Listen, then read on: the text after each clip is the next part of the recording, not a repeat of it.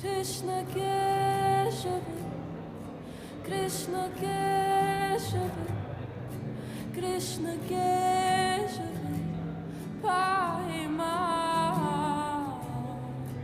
Krishna Keshava, Krishna Keshava, Krishna Keshava, Pahima.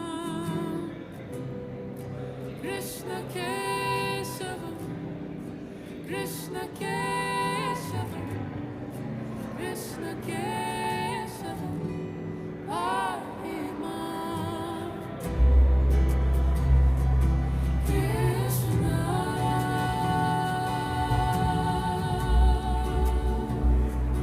Keshava,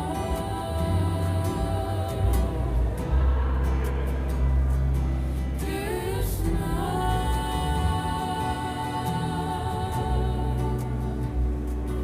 Keshava.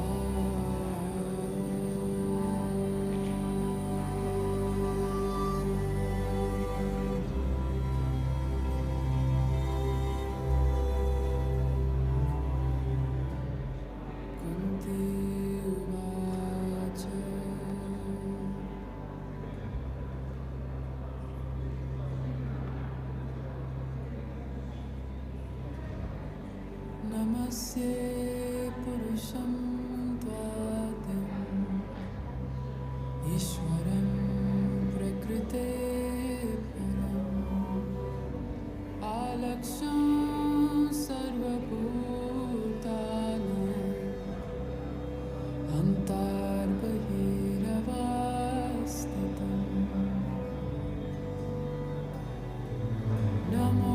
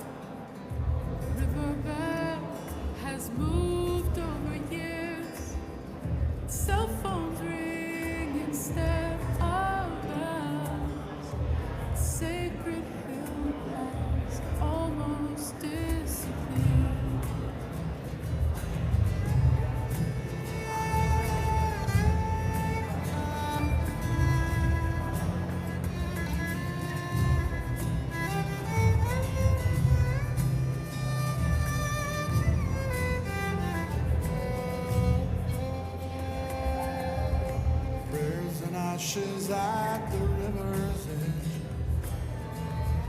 drifting side by side.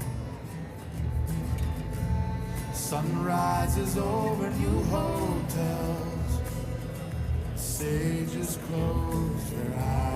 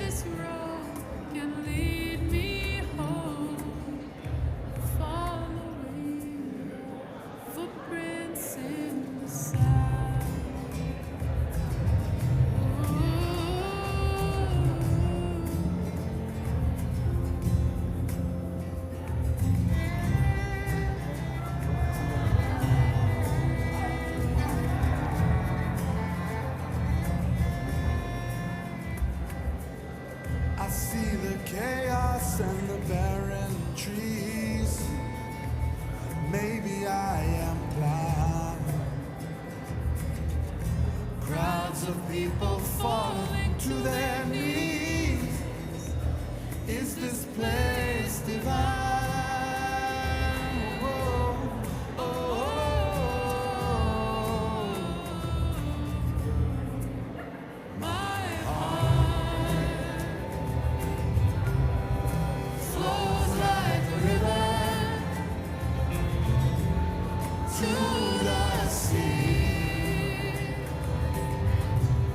Made all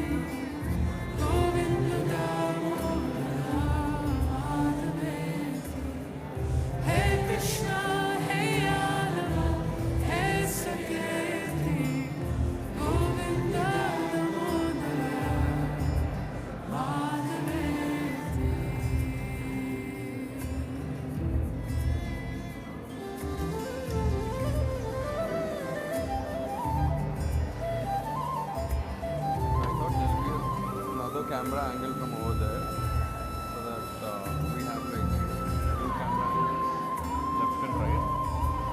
Then switching would have made sense, right? Like, oh, now this angle, now that angle. But yeah, I think that that small camera which we use in Mantra House, it keeps it's not that good actually, the clarity and all. So yeah.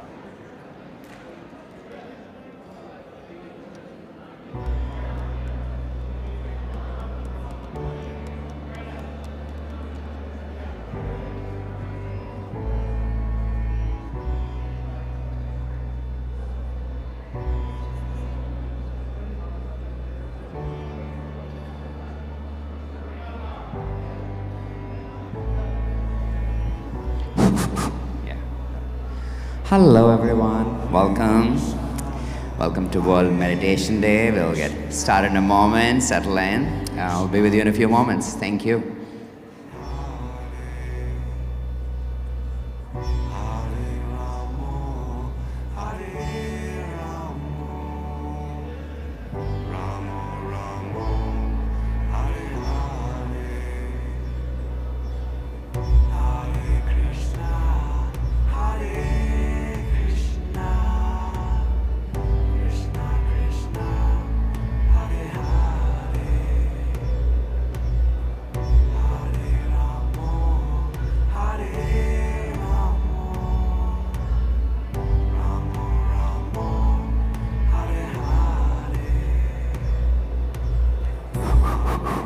Testing. Got it. So just clip it. And then to turn it off, you just hold it and switch.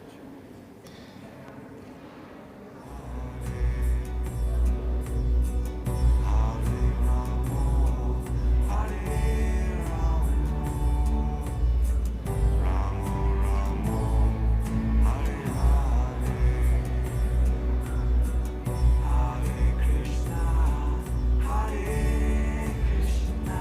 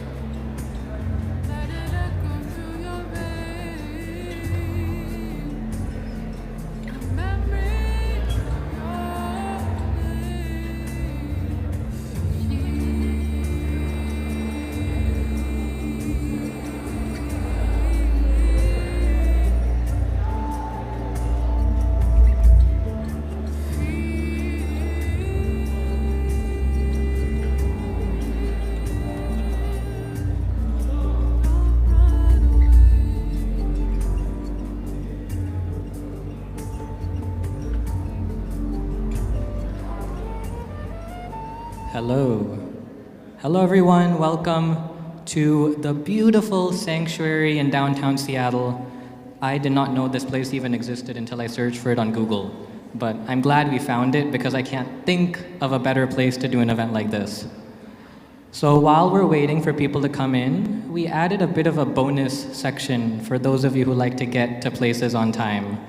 So we have Ashish with us, who will lead us through some stretches, some breath work, something to get the blood flowing through our body because we don't want you to be falling asleep in your chairs. Ashish is a software developer. He worked at Nintendo for many years before he turned into a yoga and meditation teacher. And it's so amazing that he's able to convert that into his full-time career. And he's been doing so now for over 10 years, I think.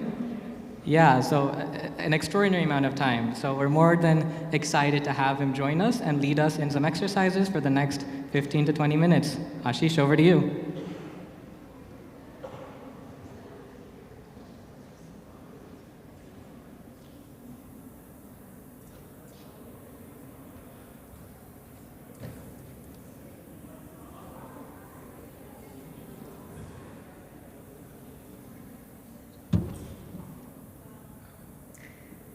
Hello, everyone. I guess Ayan already introduced me, but just heads up, I teach asana all over the place, about 8 studios weekly. I quit tech to do this full time because it's not just like people tend to think yoga is just moving our body, stretching, but yoga actually talks far more about meditating. It talks far more about controlling our mind or observing our mind, not even controlling, like observing our mind. And that's the meditation. Like I strongly believe like meditation isn't us emptying our mind of thoughts, it's us observing our thoughts. When we observe our thoughts, we develop a non-attachment to those thoughts, at least to some degree. Some days it's easy, some days it's hard. Just like if you try to do a pose, depending on what you've been up to, some days it's going to be easier, then some days it's going to be harder. So depending on what you've been up to. And a pose is going to look different on each of us if we try on a yoga pose based on what we've been doing. And when we're talking meditation, we're talking yoga. And we're talking Yoga Sutras. And Yoga Sutras is the original text, one of the original texts on yoga, along with the Bhagavad Gita. And they're both at least 400 BC plus old per historians.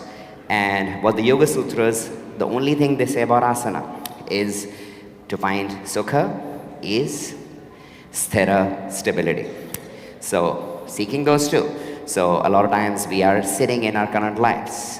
And in fact, quite likely when Yoga Sutras are talking about asana, the only asana they're talking about is finding a seat. So it kind of matches very well. Even though we think of asana as doing a down dog and all that stuff, it starts out with being in a seat. And in order to find like a meditative space, it's important to find ease. That's what it says. It's important to find stability. So we'll start by maybe finding our seats. So, but before we do that, let's all stand up. Why not? And then bring your arms up. Stretch. Like don't worry about how it looks, just stretch any way you want to stretch. Like you're waking up in the morning, feeling out your body. Find maybe some movement across your hips. Just wherever you feel some tightness, try to open up. And maybe now here, draw a deep breath in through the nose. And then open mouth, let it go. One more of these. Try a sigh. If you've never tried a sigh, breathe in. Open mouth, let it go. I still feel I'm the loudest one. Of course, I have a mic, but so let's try without the mic. You see if you can make a little more sound. Breathe in, everyone. Open mouth, let it go. Notice, does it feel good? I know when I'm driving, I drive a lot, being a yoga teacher, I get stuck in traffic. I need to sigh sometimes to let go of that, so it helps. Now rise both arms up. Use your right hand to grab your left wrist and then lean over to your right side. Think less of a side body bend. Think more opening your chest to the sky a little more. Like less of rounding from your lower side, more of opening your chest to the top side. Finding a stretch across the top of your ribs. Take another full inhale. See if you can breathe a little more to the left side of your ribs. And then slowly come out. Let's switch sides. Left hand, right wrist. Lean over. Think opening your chest a little more to the sky. Breathe. Beautiful, all of you. Now, full inhale.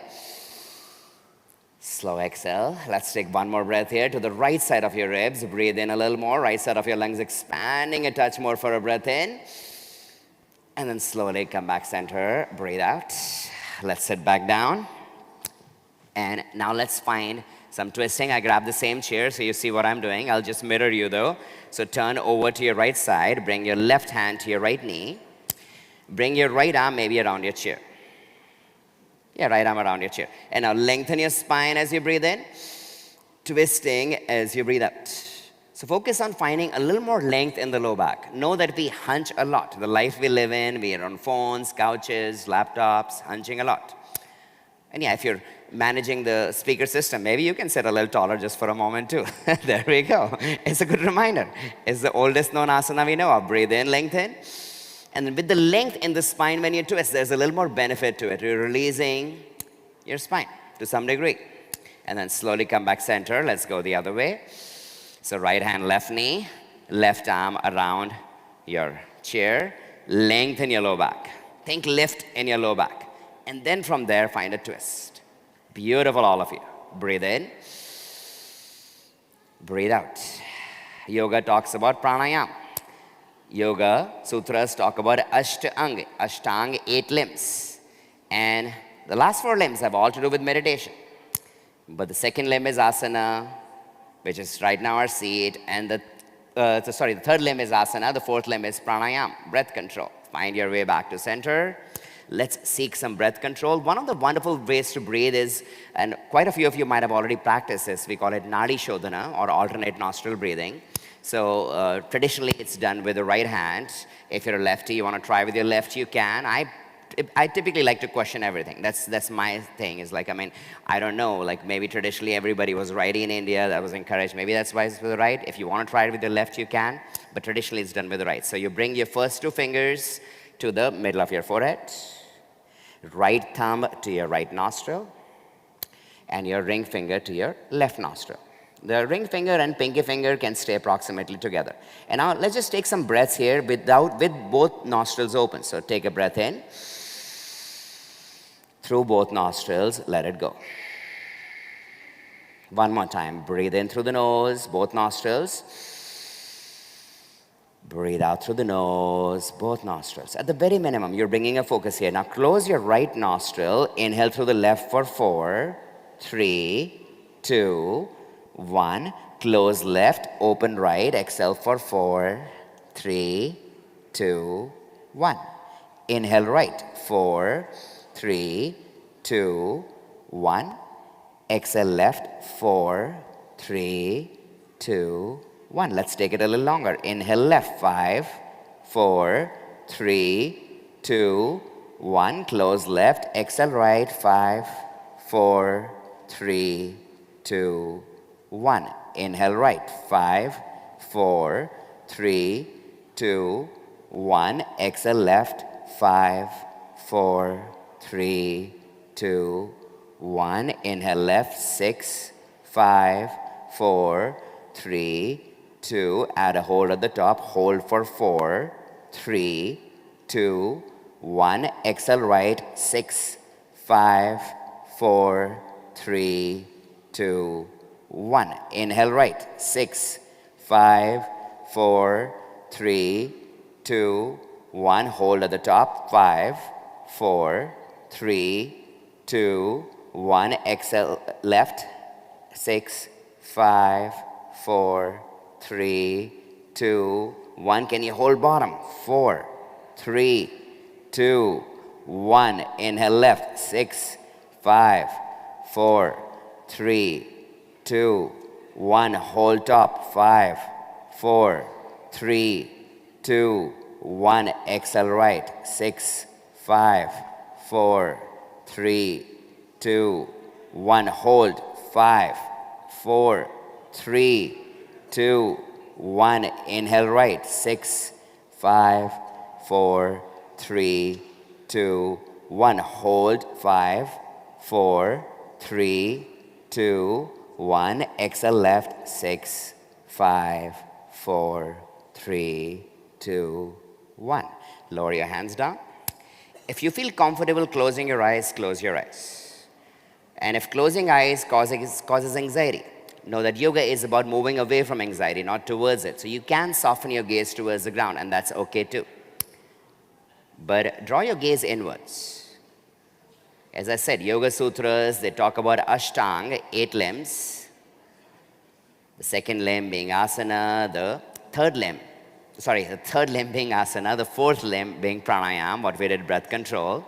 The fifth limb is pratyahar, a drawing of our senses inwards.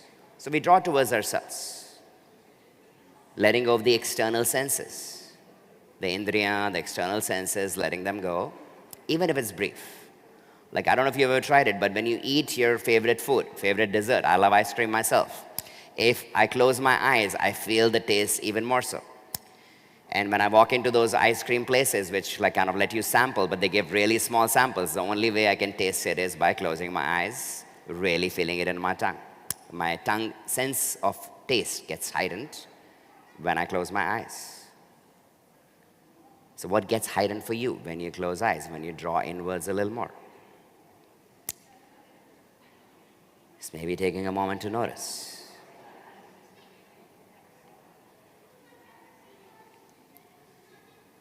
Where does your mind go to? One of the first steps of doing meditation is observing, like your mind to escape. Your mind escaping is actually part of the practice. It will escape. It doesn't matter how long you practiced. And can you observe, where did your mind escape to? Can you observe it? And put that thought, wherever it took you to, onto a shelf, and then start observing again. And it's a practice. Just taking a moment to practice an observation. And what might help is seeking a little more ease, a little more sukha. Like fairly often our mind jumps onto intensity. Pretty much always, like it's conditioned towards survival. It's built to take us to a place of the past which it wants to change, or wishes things had gone differently, or it'll jump to the future saying, oh, I need to worry about the future, because it's built towards survival. It rarely wants to be here. And the first line is in the Yoga Sutras is Atha Yoga Anushasanam. Here starts the practice of yoga. So bring your mind here, back into this moment. Maybe seek a little more ease. Can you relax your shoulders? Relax your jaw. Relax your tongue. Relax your forehead muscles. I know that's where I tense up fairly often. So observing, like the subtle sensations in your body, where could you invite a little more ease? Fairly often, what stops us from the meditation is the thought that, hey, I cannot sit like this for 5 minutes. What if you let go of that 5 minutes and just be here for this moment, this breath? This moment, maybe seeking just a brief moment of ease, sukha. And that single moment of sukha can sometimes open up a window into a moment of shanti, a peace within.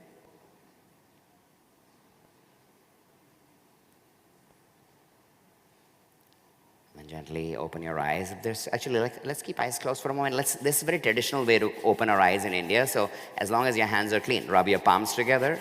Keep your eyes closed for a moment. Let's try that. Generate a little more heat across your hands.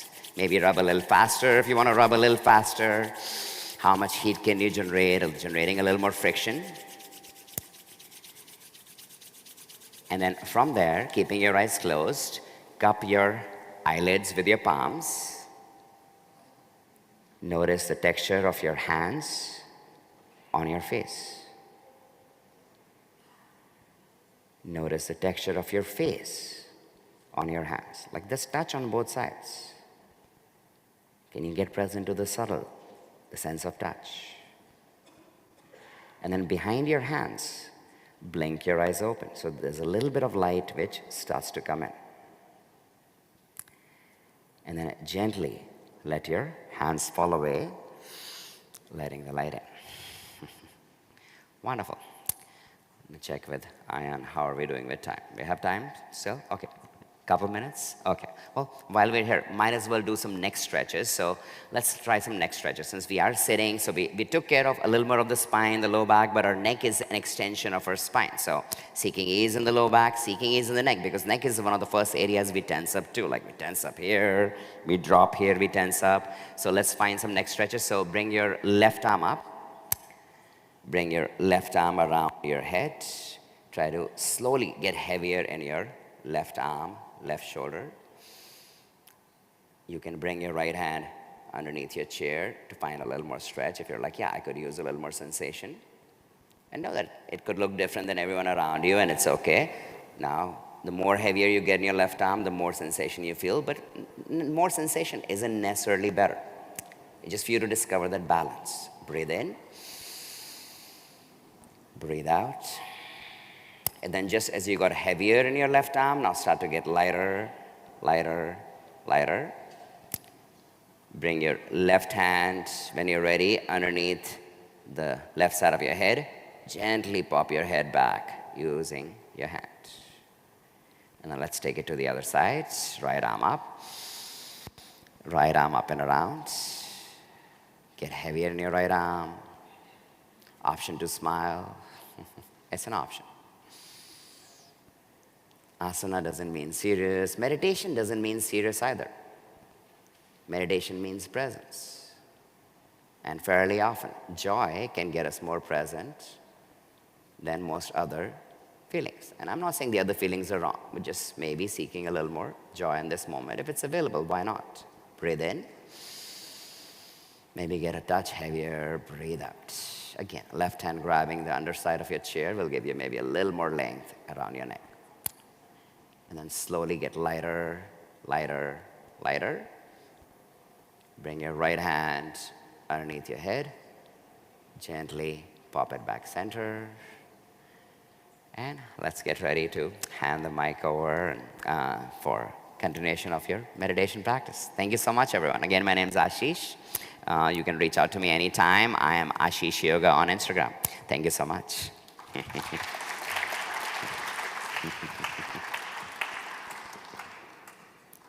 Get the chair.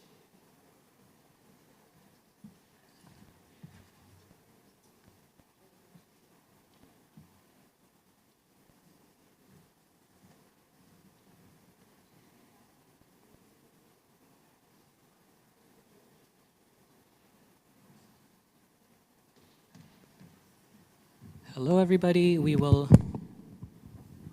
transition. We have a quick 5-minute break. We'll put on some music, and we will be back with Radhanath Swami in just a few moments. Thanks, everybody.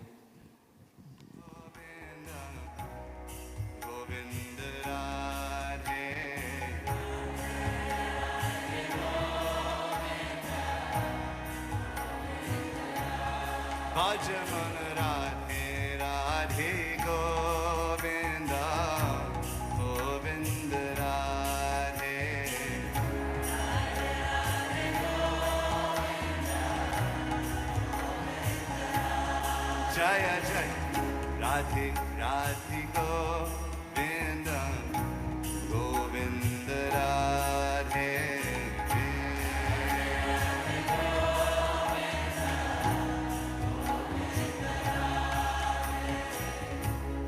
In kirtan it's understood that when you clap your hands together, your karma from millions of lifetimes starts to change. The reactions to all of your actions, the lines on your hands change when you clap in kirtan. And I know that it's quite packed downstairs, but if you can manage it, wow, look at that karma. All that karma floating away. Wow, wow, wow. Radhe, Radhe, Govinda, Govinda, Radhe. Let's hear it, let's hear it.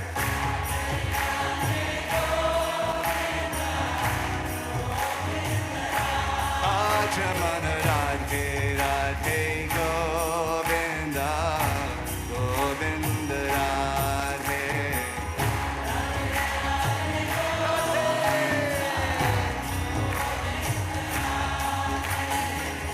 Radhe Radhe Govinda Govinda Radhe. All together please.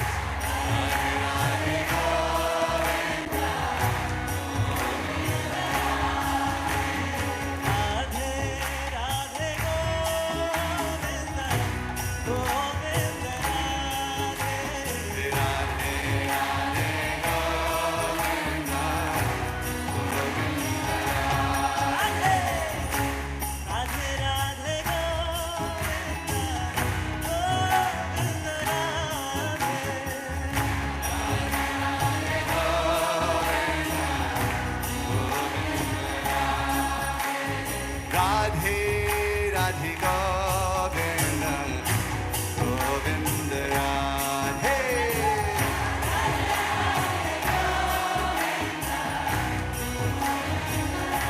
Bhajamana Radhe Radhe Govinda Govinda Radhe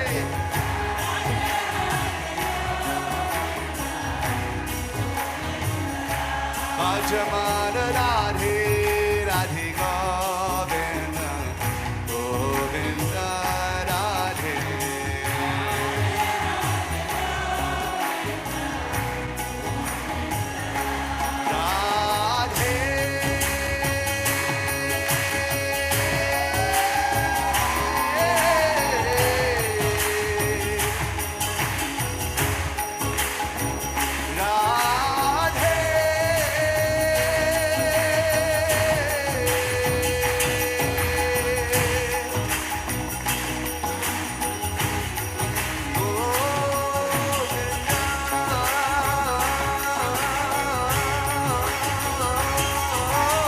Hello, hello, everybody.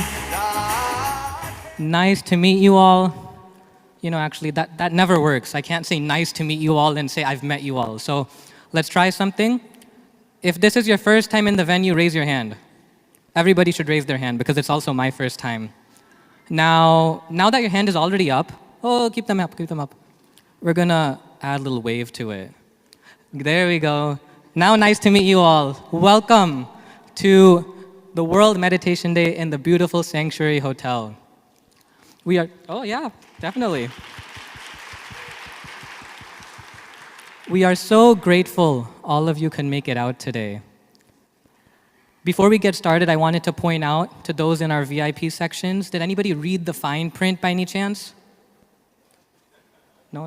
Yeah, that's what I thought. So you all have actually also agreed to laugh at all my dad jokes and anything else that you think might be minutely funny.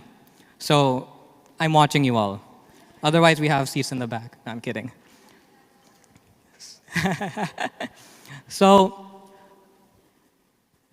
just the other day, I was talking with somebody, and they were mentioning how they heard World Meditation Day is actually December 21st, not May 21st. So I went back to my browser, and I was like, let me check. And it said May 21st. But then I went to another browser, and that said December 21st. And I was like, oh shoot. Did we screw it up? But then I realized all these days, does anybody know what the largest day manufacturer is? Hallmark, right? It's just economics. Hallmark creates all these days. So at the end of the day, it doesn't matter what the actual day is. December 21st, May 21st, today is World Meditation Day in Seattle, because I can guarantee you that this is the largest meditation gathering in the heart of the city. And it's not just any meditation gathering. We are so excited that we have with us Radhanath Swami. Now, I'm guessing many of you in the front rows might be avid fans or followers of Radhanath Swami. Maybe you've read his books.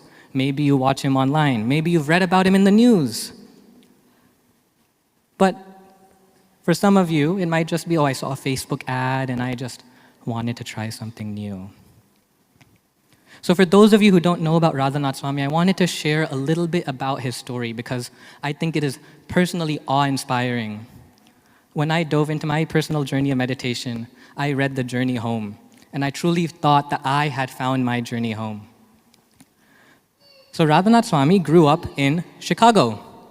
Does anybody else know which other prominent spiritual figure is from Chicago? The Pope.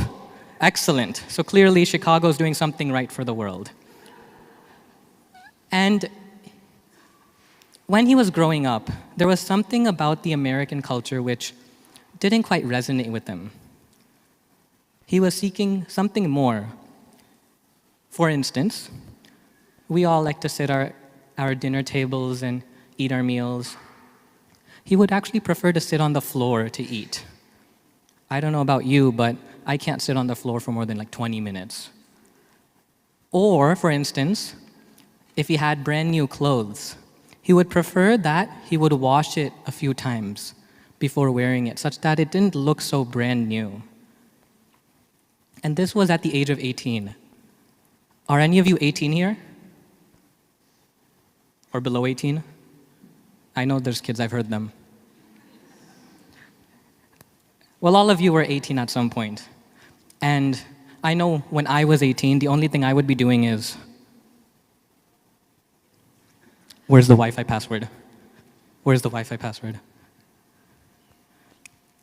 But he was doing more. And when this spiritual hunger was not fed by American culture or what the Western world had to offer, he booked a one-way ticket to England, Europe, where he experimented, dabbled in other forms of spiritual types of living. And I'm not going to go exactly into all the different types of spiritual concepts that existed then, but if you can imagine it, it probably existed in some format or another. However, when Europe was not able to answer his questions, he had his heart set on India. I know many of you have visited India. Why do people visit India? What's so special about India? For many people, for most people, India is considered one of the most spiritual places on the planet. Who here has been to Rishikesh? Wow. Who wants to go to Rishikesh this year? Perfect, come talk to me later, we'll plan something. So, it's not like he booked a ticket to India. No, he hitchhiked all the way to India. And oftentimes he came across death, or he was close to coming across it. He would rely on the friendship and the giving of others to make ends meet. He would sleep on the side of roads. He would oftentimes skip meals when it was not possible. But one way or another, he made it to India. And in India, he was now in the land of opportunity. He met gurus, spiritual teachers, people practicing spirituality. He meditated on the bank of the Ganga. He meditated in a cave with his friend. But still there was something more that he was looking for. Something was still missing. And that is when he came across the path of bhakti yoga, the yoga of love, the yoga of the heart, the yoga of devotion, all translations of what bhakti yoga is. And it was no other than A.C. Bhaktivedanta Swami Prabhupada who he had come across. And from him, he learned about something called the Guru Parampara. Let me translate that real quick. So the Guru Parampara essentially means that there was an unbroken line of teachers. Guru, student, guru, student, guru, student. And like that, the teachings were passed down. Oftentimes, the world we live in, we have the question or the statement told to us, how will you leave your mark on this world? And as a result, we feel like we have to come up with something entirely different to leave a mark on our world. And because of that, people, some of you may have heard about these pay-for-service gurus. That is their version of trying to make an impact in this world. Anyways, this is the foundation for the life of Radhanath Swami. For the past 50 years, he has dedicated his life to this path. And he has done so in a magnificent way. He has given back to the community in a tremendous manner. I'll talk about one specific instance. In India, he runs a village called the Govardhan Eco Village. And it's a model of how sustainable living should be. It's a great framework for those who struggle to make ends meet, be self-reliant. If some of you ever go to India, I highly encourage, give the Govardhan Eco Village a visit. It's a must-go-to place. Aside from that, he is a spiritual mentor, not just to famous personalities or presidents or actors and actresses, but also to everyday people like us. He's been featured on the BBC, on Times, on the New York Times, and even the United Nations. One that shocked me was that he has been featured and given a talk at the World Economic Forum. I never thought that spirituality and economics could intersect. But apparently spirituality can help you make money? I don't know about that. But all this being said, we are so excited to have Radhanath Swami with us, who will be sharing over 50 years of meditations, realizations, internal findings of his time living in this world. Are you all ready to hear from Radhanath Swami? Okay, I think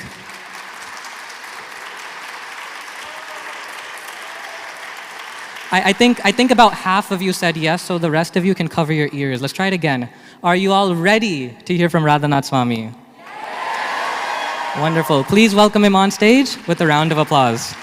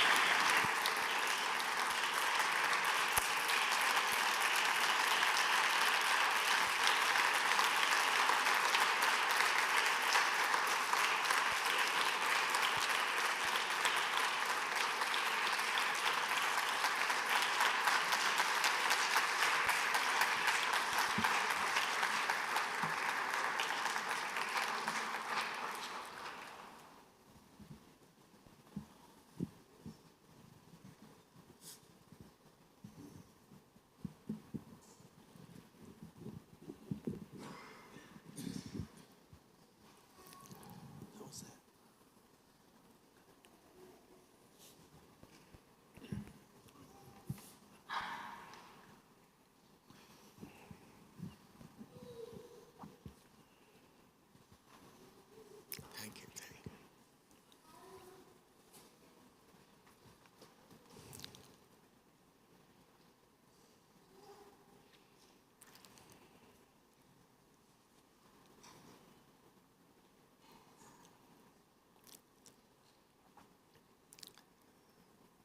Om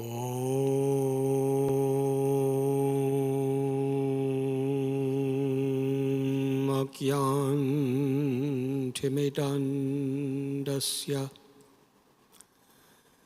Jnananjanachalakaya Chakshurun militam jena Tasmai Sri Gurave Namaha Nama Om Vishnu Padaya Krishna Prishtaya Bhutale Srimate Bhaktivedanta Swami Iti Namine Namaste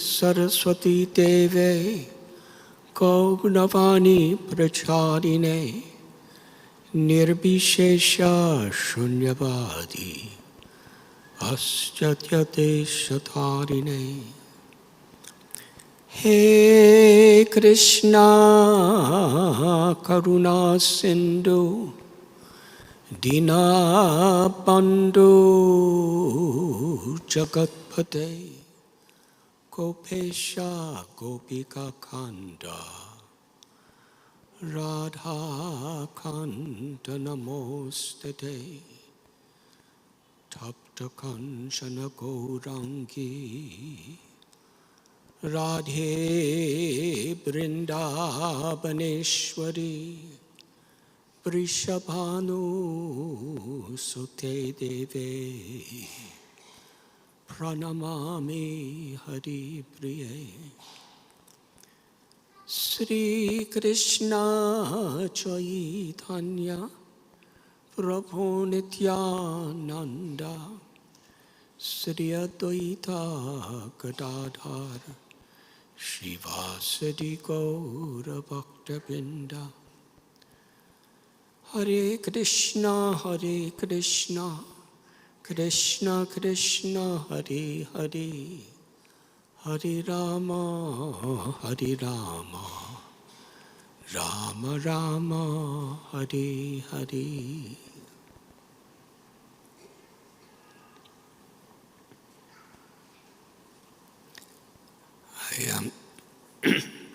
I am sincerely grateful, honored, and very happy to be with you on this special day in this beautiful city of Seattle. As I was driving here,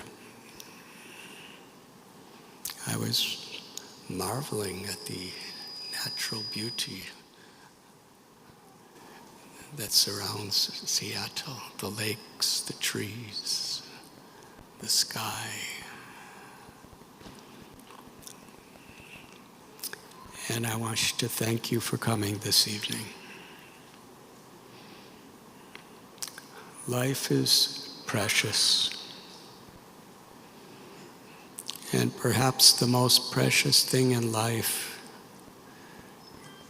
is every moment we have to choose how we will live our life.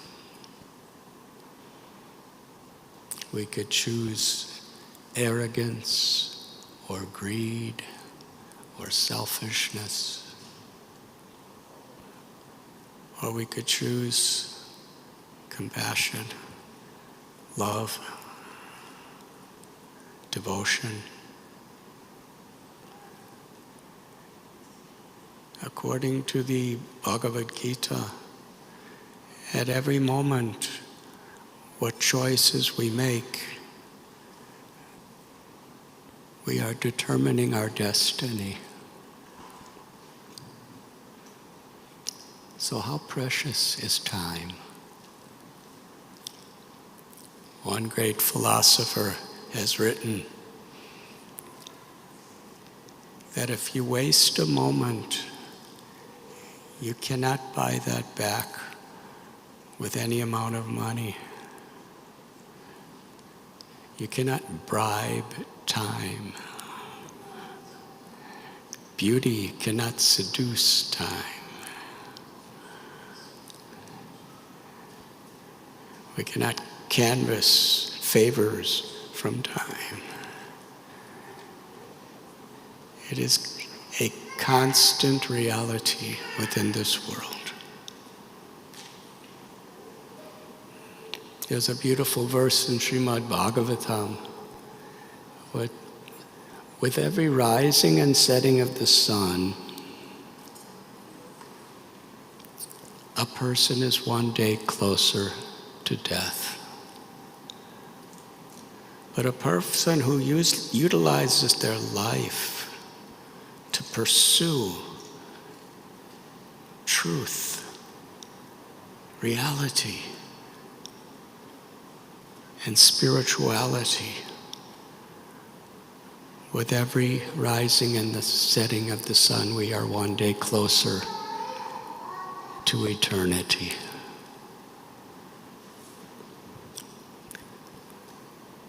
So I thank you for choosing to come to this meditation festival this evening.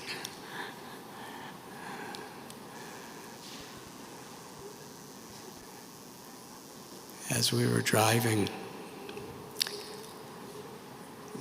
this voice, what is it called here? GPS? It's trying to give you directions. Kept apologizing because there was going to be delays and traffic jams. And I could see some people in the car were getting an anxiety that we may be late. But my mind contemplated earlier this year, it was in January, where I was present at the Mahakumbha Mela.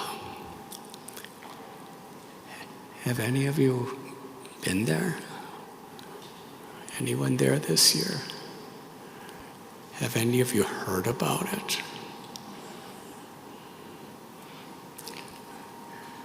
Well, it's on a riverbank. And actually throughout the year, it's just a barren riverbank. There's two rivers that come together. It's a sangam or confluence. And a third river is coming from underneath. And all around the rivers is just sand, nothing else. But once a year in January, they set up all sorts of tents and facilities temporarily, and millions of people come. It is called the Magh Mela. And every 6 years, there's an Ardh Kumbh Mela. That means half Kumbh Mela. And tens and millions of people come. Every 12 years is Kumbh Mela. Hundreds of millions of people come. Every 144 years, there's a Maha Kumbh Mela. Maha means very great. And according to statistics of government this year, 600 million people came there over a period of 5 weeks. On this riverbank that's ordinarily just sand. And the government and so many spiritual organizations, they set up tents and sanitations and kitchens and hospitals and everything just for this period. And then if you go a little later, it's just sand. Quite interesting. But the day I arrived, it was actually the very end of January. The statistics given were 90 million people were there on that day. What is the population of Seattle? 2 million. So 90 million people were all there on this riverbank at the same time. So really, this traffic jam today was very nice. It was quite spacious and peaceful. But why do people come to this Kumbh Mela in such numbers? Of course, there's tourists and people who want to see something strange. But most people come because they're pious, and they're actually coming for spiritual blessings.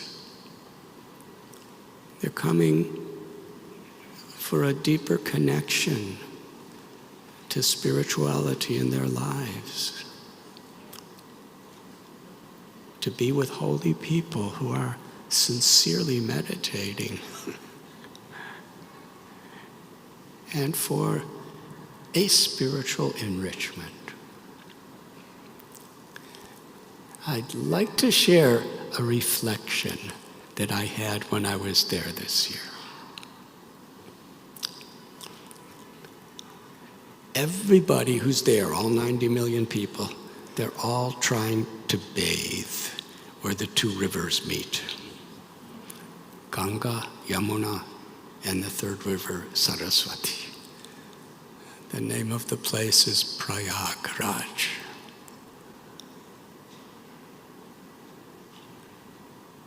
These Kumbh Melas have been going on for so many thousands of years. So while I was there was actually a lot of shoving. Can you imagine?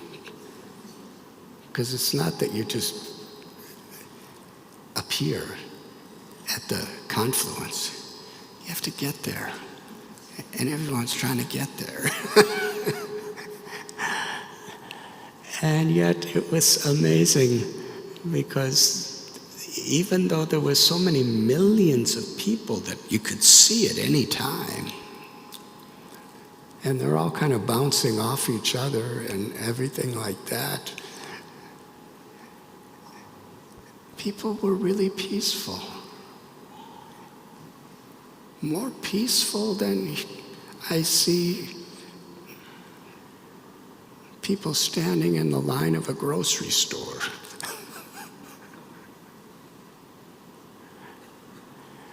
Why were they so peaceful?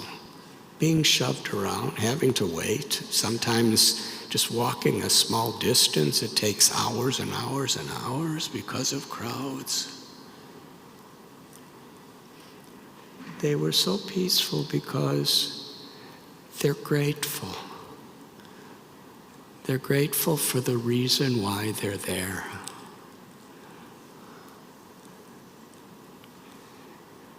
It's not so much the situation and the atmosphere that affects our consciousness. It's our purpose. It's our intention. It's our consciousness itself. When we have a grateful attitude of gratitude, they say, then even otherwise difficult situations become meaningful situations. One of the reasons people are so much vulnerable to anxiety is because we're not thinking of something more meaningful, more deep, the more fulfilling to the mind and the heart. In the Bhagavad Gita, Krishna tells, Param dristva nivartate, vishaya vinivartante niraharasya dehina, rasavarajamrasopyasya param dristani. That when one has a higher taste, a higher experience within our hearts, within our minds, then we're not disturbed by all the things of this world. We perceive them, we recognize them. A spiritual person is meant to be an activist. We want to be activists to help make things better, to help to liberate suffering from the minds and hearts of people and all beings. But in order to really make such a difference, such activism is not just reactionary.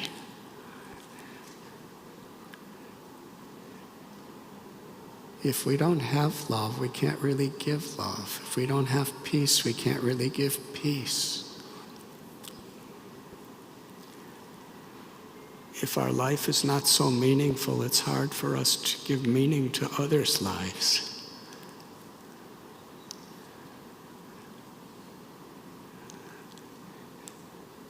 Back to my story. I'm at Prayag, and I'm at this confluence, and people are quite peaceful, but they're all over the place. Because they're grateful that they could be there at this time. If you're thinking it's just too many people and it was actually really cold too because it's January. If you're just thinking of the weather and the people and the possibility of diseases and everything else and back home in your bedroom, then you're going to be quite miserable. But if you're thinking, I'm so grateful I could be here in this special place at this special time with all these special people.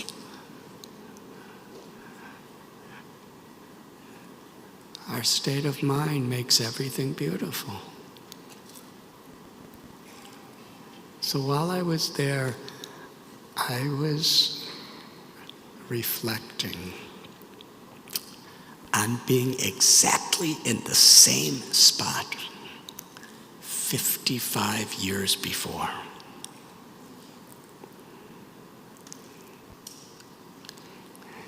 And it was completely different. I was there at this time of the year. May have been today. I was there in May of 1970. And then it's in the middle of the blazing summer. It was probably about 115 degrees. And I was all alone. And for miles around on that riverside, there was absolutely nothing and no one around. The summer was like, the sand was like fire. And I was walking on the sand. And every now and then I'd have to go in the river just to cool my feet off.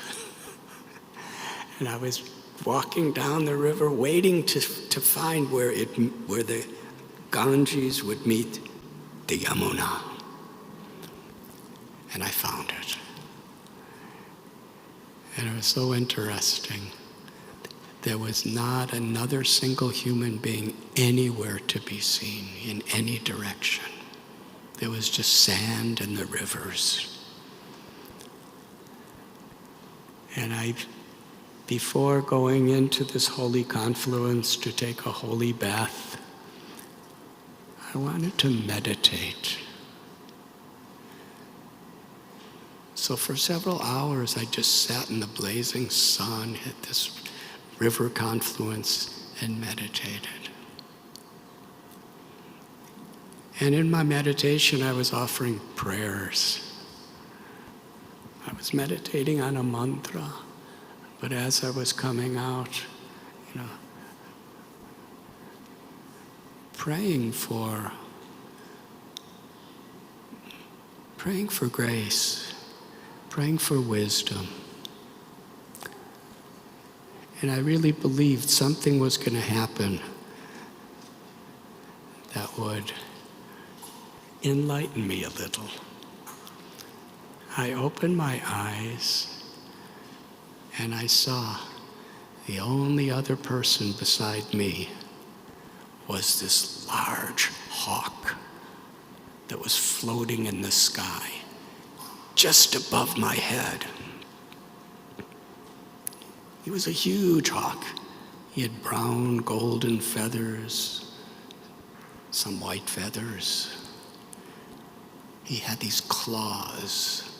They're called talons. These claws that were very sharp, and they were moving because he was just a few yards above my head, and he was going in circles, and he was moving those claws in such a way that it looked like he was about to attack someone. His eyes were like, they were yellow eyes, and they were glistening in the sun, attentively looking down at me. At least I thought that way. And I'm just sitting there with my legs crossed in the sand, and he's going around and around, and I was wondering if he was going to attack me.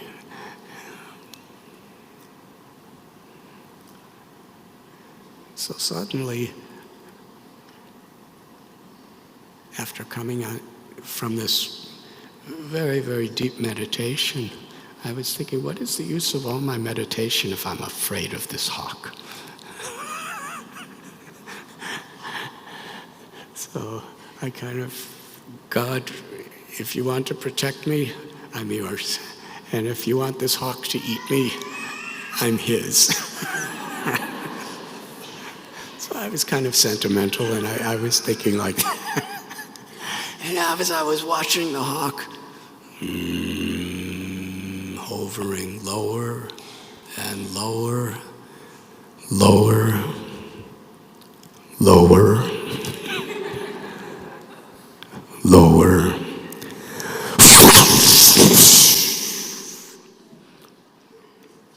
Like that. The hawk dove into the water, right at the confluence of the two rivers, and was under the water. And I saw under the water, all this like tumultuous energy going on underwater for several seconds. And I didn't know what was happening.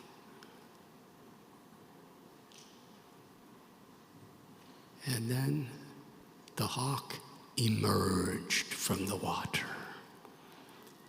In his claws was a fish. He had pierced that little fish's body in such a way that the fish was complete captive. And because it was only about as far away as the second row from where I am now, I could see the fish's eye. The fish's eyes, he looked totally bewildered.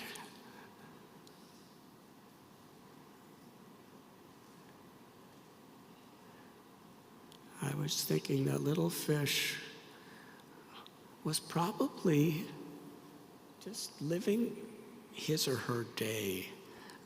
I couldn't see well enough to tell whether it was a girl or a boy.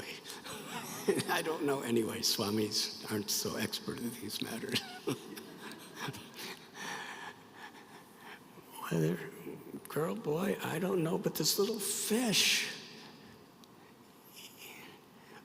was flapping and flapping with all of its might, helplessly flapping, trying to escape,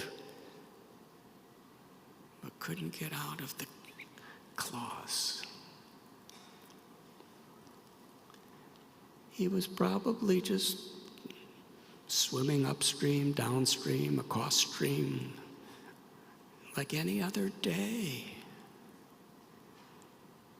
May have been playing with friends, may have been hanging out with family, may have been looking for food. It was just like any other day in a fish's life.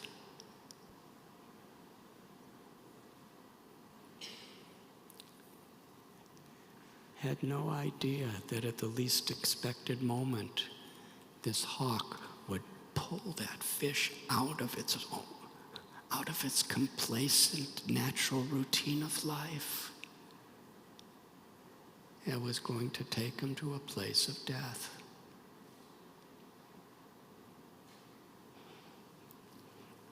And in many ways, are not many of us like that little fish. We just go on with our life, all of our routines, not aware that at any moment, this hawk of destiny could come and change it all. We all have this experience.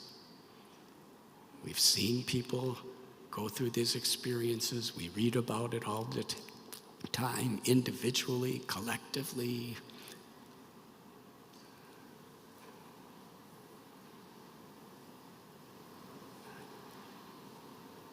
But then I was thinking, if that fish was swimming deeper in the current of the ocean, the hawk could never reach it.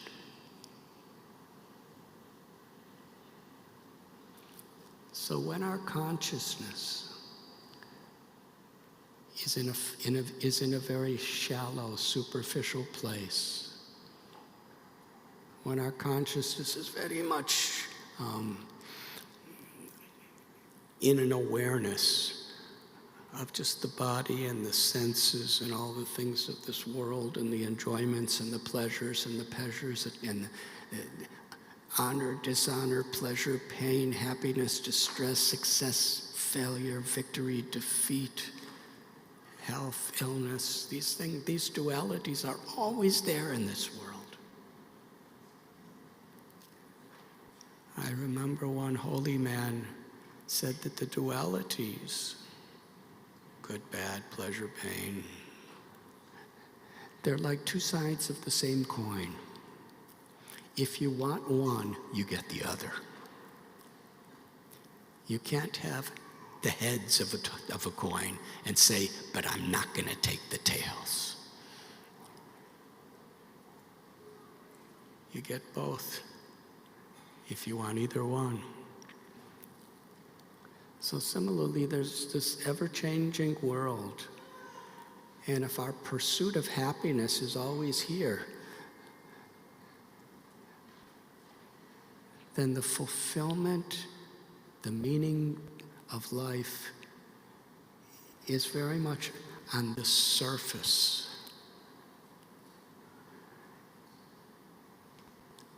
It's shallow. But when we seek an experience that's deeper, and meditation is meant to bring us to that deeper place, beyond just the dualities and the sensualities, we're trying to find that peace within ourselves, within our hearts, and ultimately to find the everlasting peace that all the great sages and yogis and saints and scriptures tell us are the very nature of the soul, the Atma. This is a universal concept. In the Bible, it is said by Lord Jesus, what profited the person who gets the whole world but loses their eternal soul? And Bhagavad Gita tells that actual happiness is the happiness that we find within ourselves. The happiness of reconnecting with our own soul. In Sanskrit, there are two primary words for the soul, Jiva and Atma. And what is that soul? It is the living force. That is the true self. We're seeing through our eyes, tasting through our tongue, hearing through our ears, feeling through our flesh, thinking through our brain, loving through our heart. But am I a heart or a brain or an ear or an eye? These are beautiful, wonderful gifts. But who has these gifts? It's the conscious living being. And great liberated souls and sages throughout history have declared this is the soul, the true living force. The Bhagavad Gita, its most preliminary teachings is our true identity as spiritual. Na jayate mriyate va kadachit. The nature of this soul is it is never born and it never dies. Nahanyate hanyamane saride. It is primeval. It is forever. It is Sat Chit Ananda. Sat means eternal, undying, unborn. Chit means filled with knowledge and wisdom. And Ananda gives meaning to being eternal and having wisdom. Ananda means always happy. And that Ananda of the soul is not just a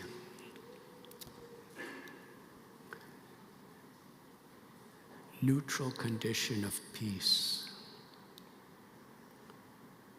Within Shanti, Shanti is a setting by which we could realize a higher reality, and that is prema. It is love. The deepest propensity of the soul, the eternal nature of the soul, is to love and to be loved.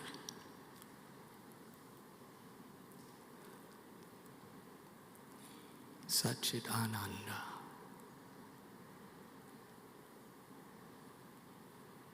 There's a simple analogy that my guru, Srila Prabhupada, would sometimes use. There was a lady, and she had a really nice little pet bird. And she made such a beautiful bird cage for this bird. And she was so proud of that bird cage. It was made out of finest materials, and she would decorate it and clean it. And one day, a guest came to the house, and she said, "Look at this bird cage." And he was horrified. He saw an incredible, opulent bird cage. But inside, the bird was dead because she forgot to feed him. The purpose of the cage is to be a nice place for the bird. But the bird's not going to enjoy it unless you feed. And recognize that the purpose of the cage is for the bird. In the yoga system, there's so many ways of making the body healthy and the body peaceful and the mind satisfied. But samadhi siddhir ishvara pranidhanat. But in the yoga schools, it's not that we're trying to make our bodies nice just for the sake of the body and for people looking at our bodies or just feeling good on the body. It's to be a nice place for the soul to be happy. Like the bird, to make the cage nice for the bird. How much are we actually nourishing and feeding our soul? Somehow we give enough sleep and food to the body. We need a lot of encouragement. science, knowledge for the mind. But our true self is the living force within us. And meditation is about nourishing and feeding our spirit. And when our spirit is healthy and strong and happy, then the joy of the spirit is expressed through the body and the mind.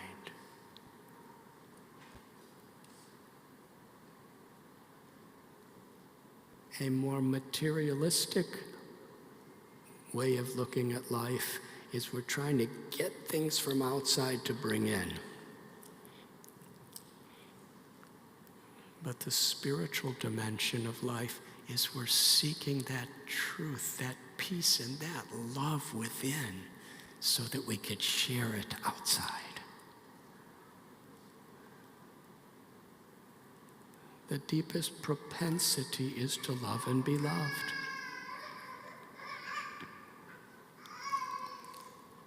Just like that little baby.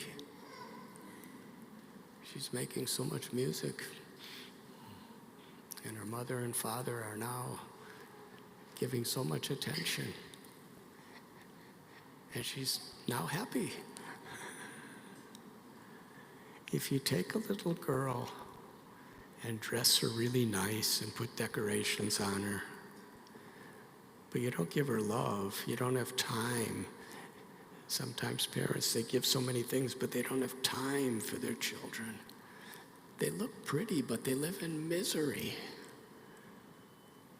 because the heart wants to be loved. And the heart wants to love. And we find that even in the animals. Many have cats and dogs. You know how they respond to your affection and how they respond to your neglect. Well, just 2 hours ago, is that place called Bellevue where I'm staying? I'm sorry, I live in Bombay. But I was visiting a neighbor's house here in Bellevue, and a few minutes after being there, a cow walked into the house. Her name was Radhika. And the person who was living in the house, Hari Vilas Prabhu, who's actually such a wonderful friend and leader of the community of so many beautiful bhakti yogis here, he just brought the cow in the house. And the cow was so happy because the cow felt so loved. Just like your dogs and cats. I've seen it in tigers. I've seen it everywhere. Why in animals do mothers have so much affection and are willing to sacrifice their lives to protect their children? It's not just an animal instinct. It's the propensity to love that's inherent. May not be very sophisticated, may not be very philosophical,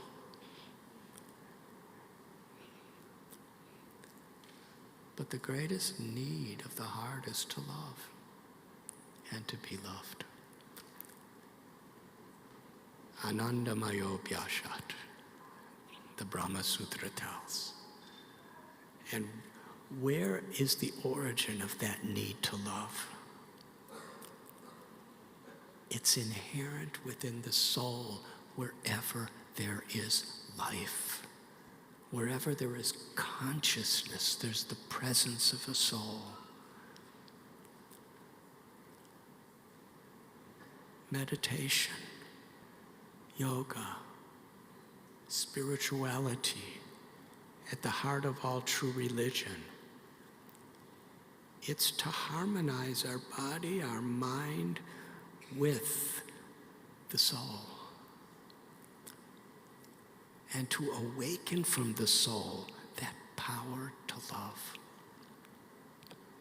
And from a theistic perspective, that power to love is God's love. Mamaivam so jiva loke jiva bhuta sanatana. Every soul is a part of God, a child of the Supreme. Has many names and many traditions. In our tradition we call Hari, or Krishna, or Rama. One who is the reservoir of all pleasure, that's Rama. One who is supremely lovable and all attractive, that's the meaning of the name Krishna. One who can capture our hearts away from all sufferings. That's the meaning of the name Hari.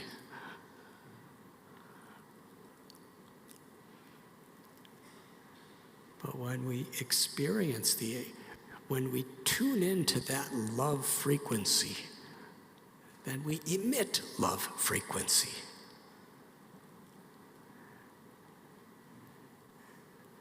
I'm not so good with technology. In fact, I'm really bad. But other people know how to do it, so I thank you. But when I was young, do you know what AM radio is? We used to drive our cars and have AM radios. And you'd have a dial, and there were so many stations. Like one station was a talk show, and another station is a news channel. And another station is playing classical music, and another is playing jazz music, and another plays soul music and rock and roll music, and another is, activism. So when you want to find a station, you have to tune in, and it's like, first it's something else, and you want to tune out of that. And then it's kind of nothing. And then it's fuzzy and you're trying to get it right. You have to get it right, perfect for the song to sound right. And now, of course, we have our satellite televisions and cellular phones and all of these things. But what frequency you turn into, you're going to get a whole different reality. I go to some people's house and they tell me they have hundreds of stations on their television. And one is, you see what's going on in some war zone, and another you're seeing romance, and another you're seeing people getting killed, and another people are laughing. So many different. According to what frequency you turn into, that is going to be the reality you're experiencing. So within this universe, there are so many frequencies. There's the individual and collective frequency of greed and hate and envy and arrogance and this propensity to control. And then there's also the frequencies of people who are trying to do good and do nice.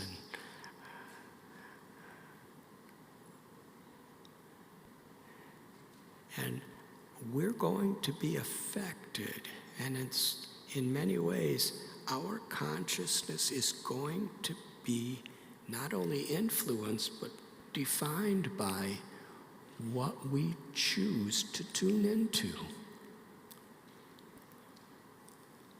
And even in the schools of meditation and yoga and spirituality, there are so many spiritual frequencies we could tune into.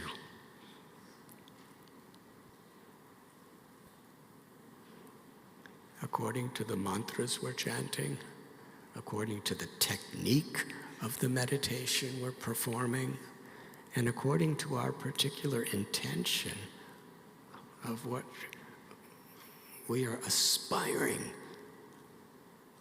to harmonize with. That's how we connect. Some are connected to just, freedom from anxiety for the moment. That's good enough for me. Some are seeking peace from all the clutter and anxiety coming within my own mind and impelled by so many other situations. In the path of bhakti,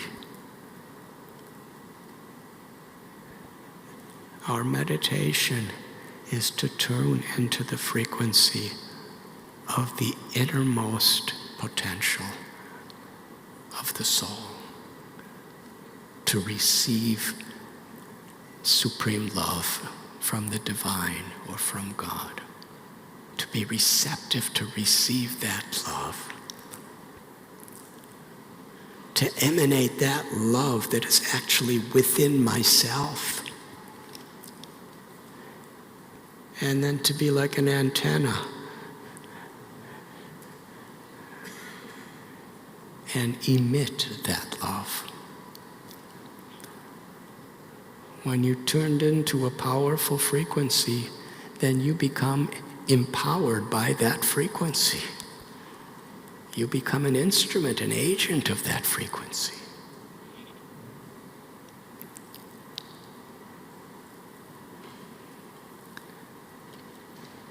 There's so much pollution in the environment, so much exploitation of the ecology. And we can make laws and legislations, and that's what we're supposed to do in this world, because it helps. But the real solution is we need to understand this is a spiritual crisis. This is because humanity is disconnected from our own selves, disconnected from the power of love that is within us. When we are actually harmonized with our own souls, then we naturally can recognize our harmony with nature, the environment, the ecology. And we also recognize our harmonious relationship with the souls of all living beings.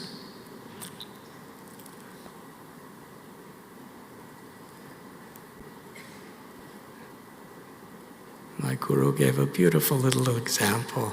He said, when you take a stone and drop it in the middle of a still pond, from that stone so many circles expand. And if you drop another stone in the same place, it will just increase the beauty of these harmonious circles, expanding farther and farther. But if you throw stones in so many different places, then all the circles collide. Spirituality is to find unity in diversity,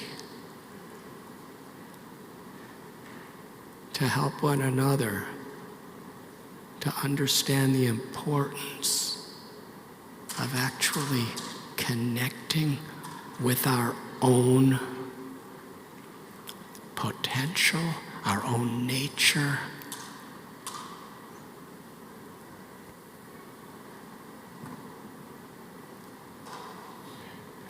Which is the love within our souls.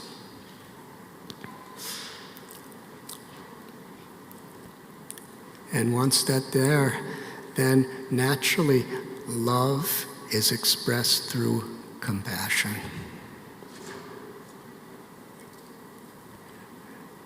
Every aspect of nature is so miraculous from our intellectual perspective of what we could grasp. As I was driving here and seeing thousands and thousands of magnificent trees, every one of those trees some years ago was just a seed this big. A tiny little seed. The seed had no fragrance. Nothing. Somehow or other the seed just drops in the earth. It rains on it, the sun shines on it, and it starts to grow. Last week I was in a redwood forest of Muir Woods in San Francisco, and there are trees that are over 1,000 years old that are so high and so wide. And the forest ranger was showing everyone a seed this big. He said 1,000 years ago, this tree was all inside this seed. That's quite miraculous. And how those redwood trees, they keep growing and growing and growing, and there's earthquakes over the centuries, and there's windstorms and rainstorms and snowstorms. But they have a natural intuition. The roots of the redwood trees, when they meet each other, they embrace. They wrap around each other and make a permanent bond. And in this way, every tree is directly or indirectly supporting every other tree. And I went to one person's house, and there was a cliff, and from the cliff, these redwood trees, about 15 of them, were half in the air and half in the land at this cliff. And they're really huge redwood trees. And the air part you could see clearly. All of their roots are completely embracing one another in such a way they're holding each other up in the air. Just enough ground to keep them. Unity is strength. But the tree is nourished from the roots, and the trees support each themselves with their roots. If their branches were holding each other, it wouldn't help much.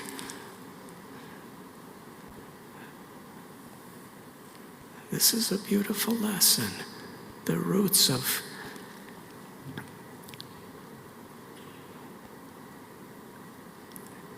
our very souls to identify each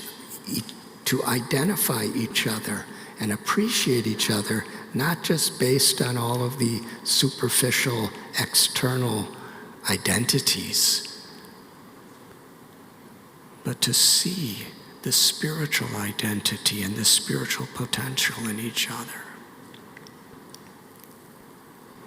There's such a great need for that in this world, to tune in to that frequency where we can harmonize with each other, harmonize with nature, harmonize with God, harmonize with our soul, and have our body and mind harmonized in this way. Yogi namapi sarvesham madgatenan tadatmana shradevan bhajate yomam sameyukta tamamata. Bhagavad Gita describes this is the essence of yoga. This is the essence of dharma. This is the essence of spirituality. This is the essence of religion. To tune into the frequency of Krishna, or the divine's love and be an instrument of that love.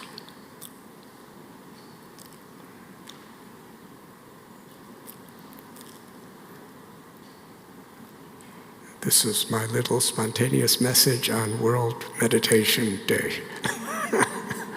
And yes, this meditation, actually, when it is done with proper guidance, with proper wisdom, with proper intention, could not only transform us,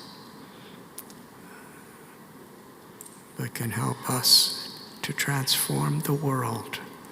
Whether we transform the world in a small little way or in a very gigantic way, that's a detail. The fulfillment of life, the meaning of life, and the glory of life is that we're trying to do the best we can.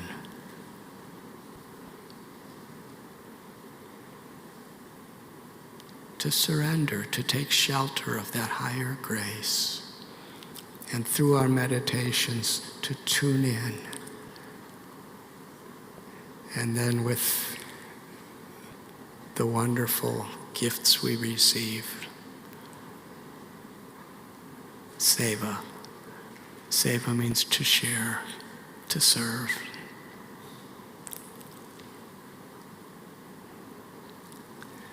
So I believe we're supposed to chant also.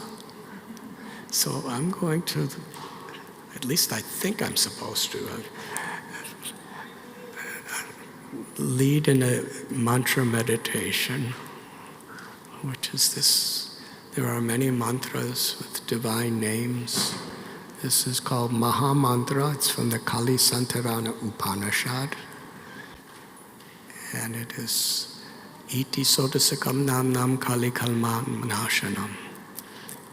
That means in this age where there's so much quarrel and hypocrisy, this particular mantra can cure us of the disease of ignorance and awaken the love that is within our hearts. And then it describes the mantra. It is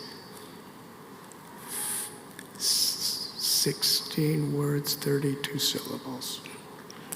Hare Krishna, Krishna Krishna, Hare Hare, Hare Rama, Rama Rama, Hare Hare.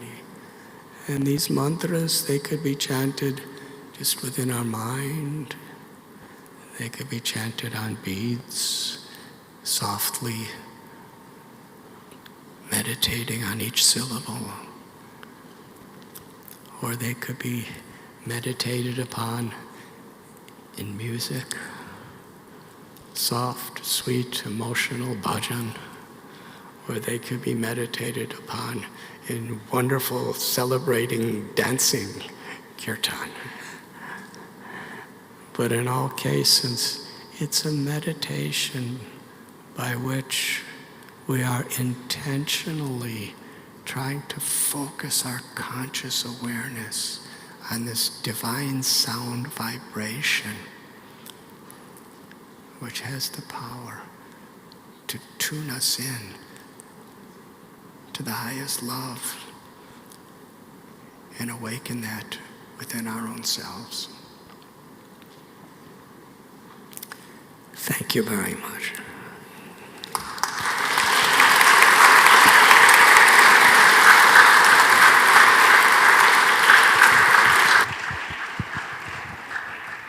Thank you, everybody. Saying that was food for thought, I think, is an understatement. For the past couple of days, I've been hearing Radhanath Swami speak, and it always touches me to the heart because he's able to take spiritual concepts and make them so applicable, so noteworthy in our everyday lives.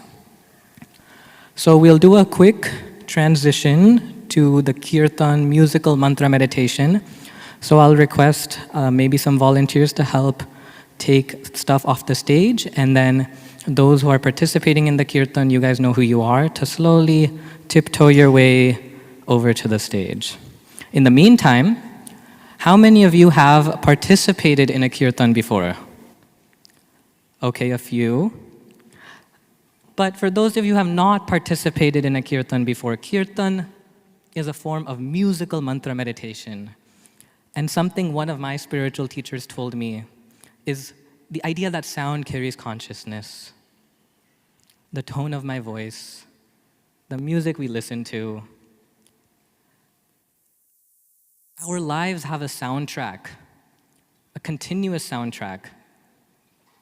And if that soundtrack disappears, it becomes so hard to exist. We can actually try it right now if we be silent for 10 seconds.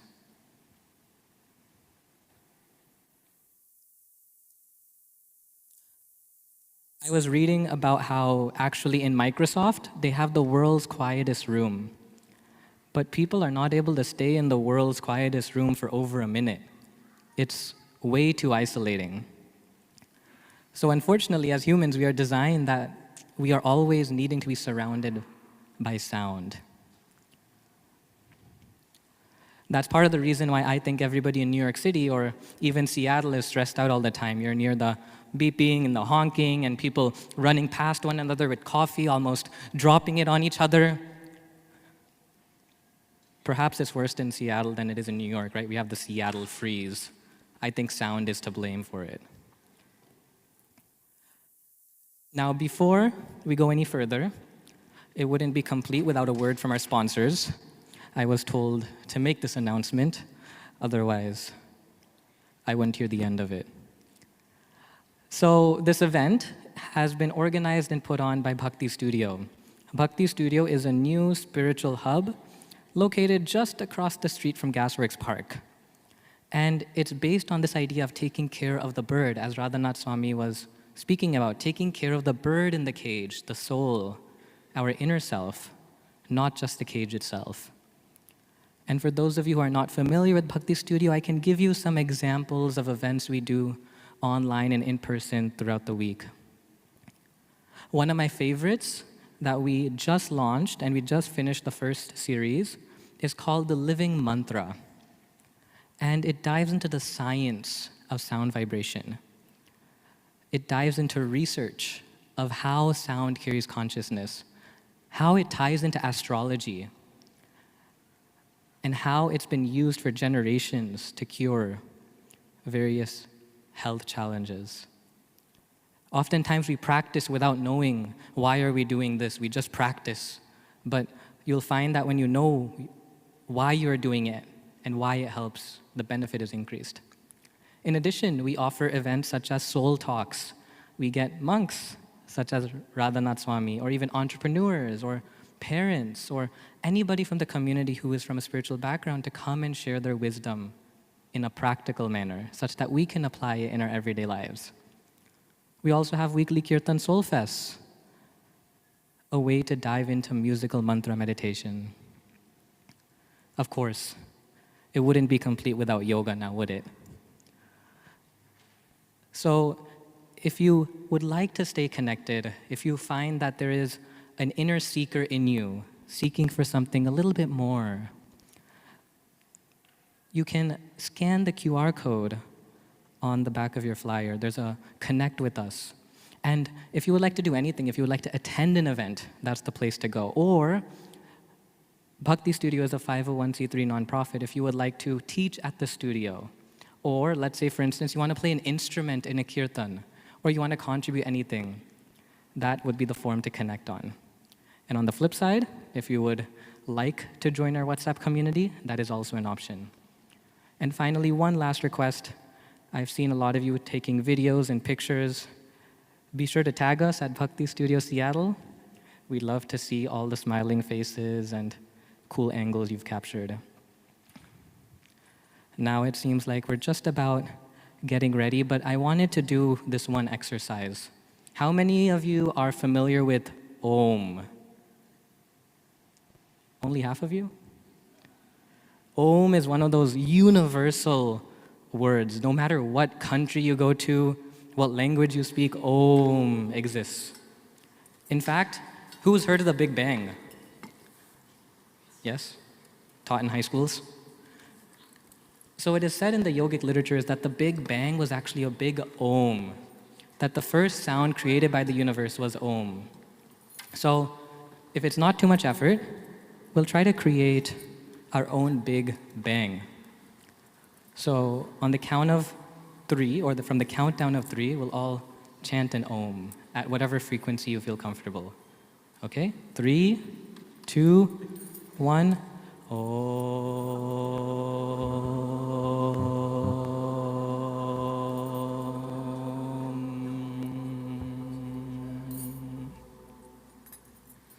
One more time, a little louder.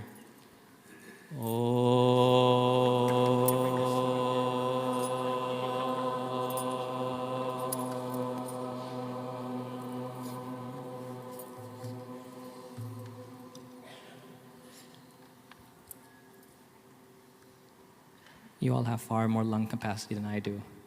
We'll try one more cool experiment. So there's 3 sections. I'll split you down the middle. So this is the middle section. You are the right section, and you all over here are the left section. So starting with the right section, we're going to pick 3 different frequencies and try to harmonize a little bit. So we'll start over here with Om. Okay, so when we start, you start with Om. You can memorize it, internalize it. Okay, now over here, what's below? Om, Om, Om. So this is your frequency. Om. And finally over here, our bass section. Om.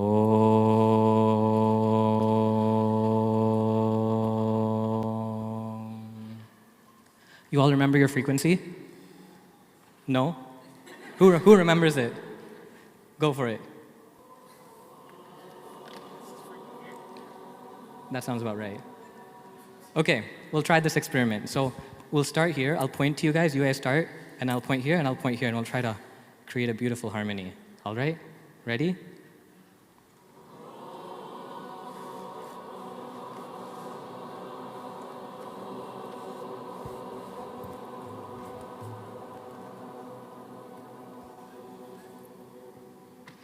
Let's try it one more time. You guys go a little bit higher. Om.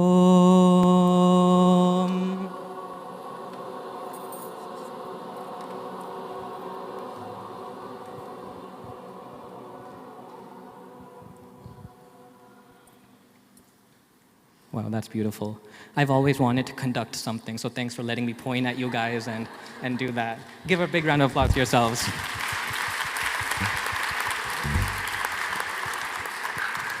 And we'll try one more. So Om is known by everybody in the world, but there's another cool Sanskrit word that people chant on, and is known as Gauranga. So we'll break it up, and we'll say Gauranga.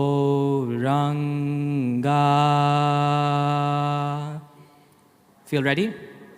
Okay, 3, 2, 1. Gauranga.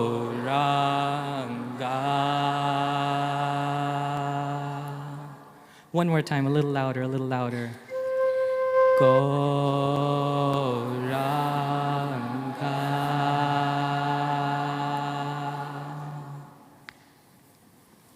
Everything is so much more powerful in group, in song, kind of like how Radhanath Swami was speaking.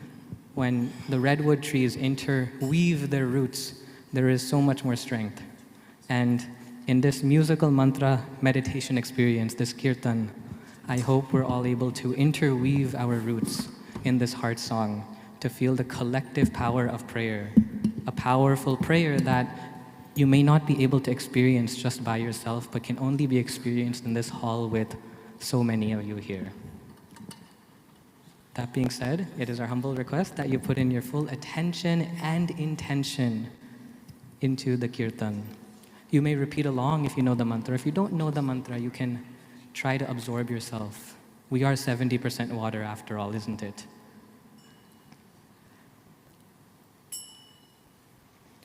Are we ready downstairs? Or should I kill some more time?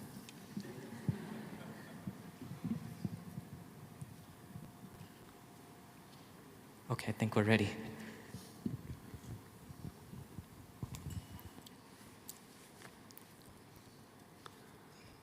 Om Mokyan ज्ञानतिमिरन्दस्य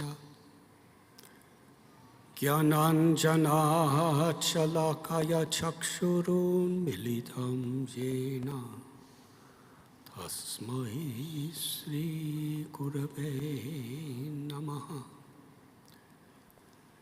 नमः ॐ विष्णुपदाय कृष्णप्रेष्ठाय भूतले श्रीमते भक्तिवेदान्त स्वामी इति नामिने। नमस्ते सरस्वती देवे गौरवाणी प्रचारिणे निर्विशेष शून्यवादी पाश्चात्यदेशधारिणे। श्री कृष्ण चैतन्य प्रभु नित्यानंद श्री अद्वैता गदाधर श्रीवासदि गौर भक्तवृंद।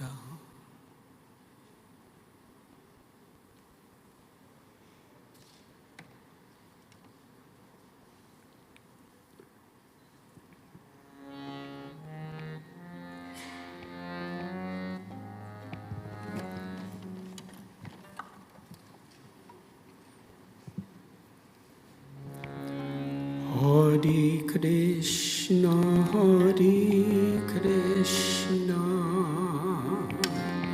Krishna Krishna, Hare Hare,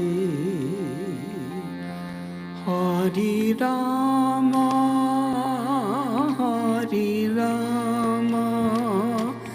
Rama Rama, Hare Hare.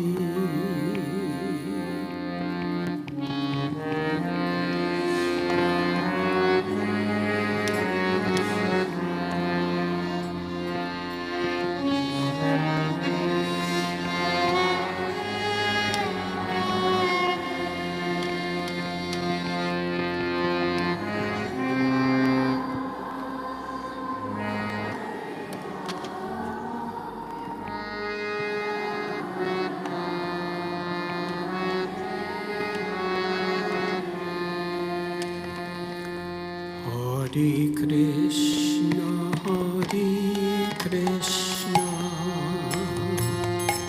Krishna Krishna, Hare Hare, Hare Rama,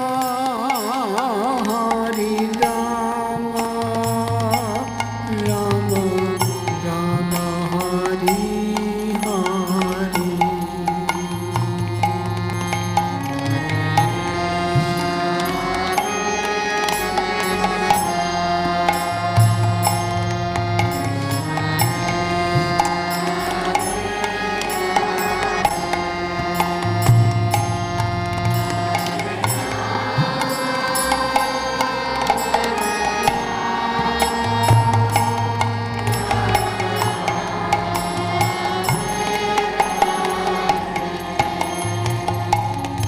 Hare Krishna,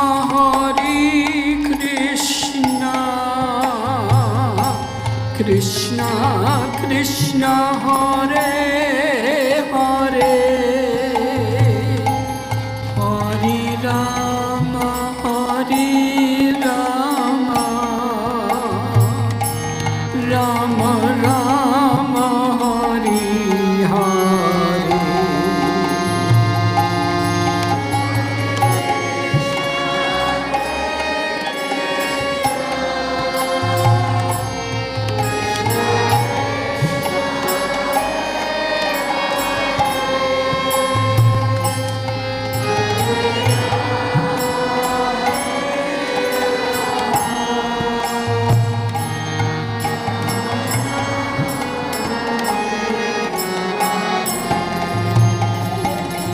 Hare Krishna, Krishna Krishna Krishna Hare Hare Hare Rama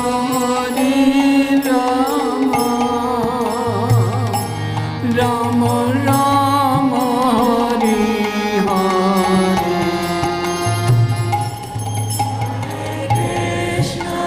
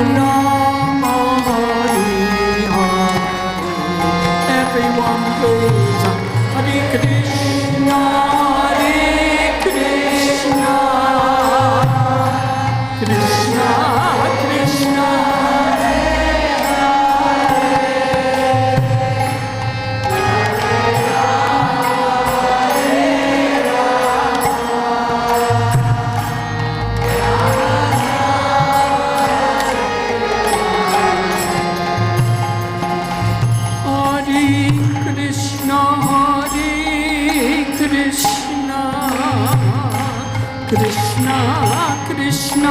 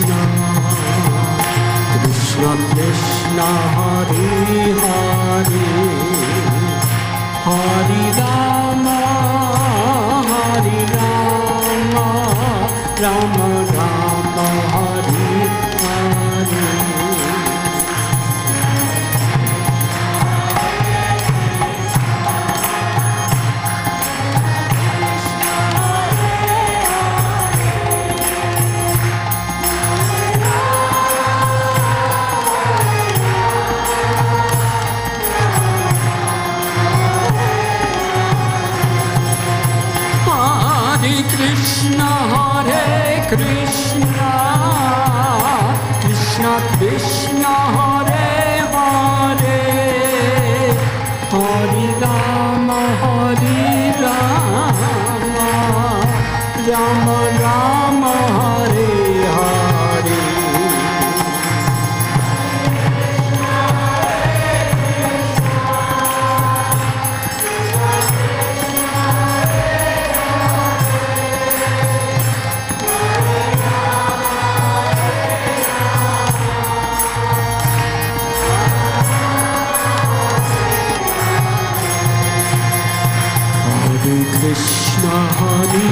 Krishna, Krishna Krishna, Hare Hare, Hare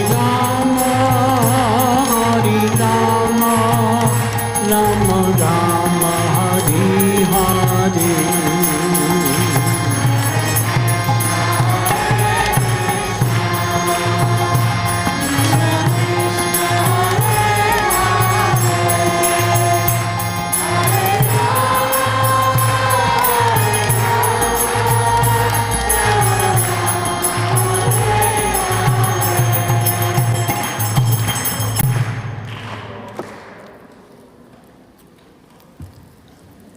Meditation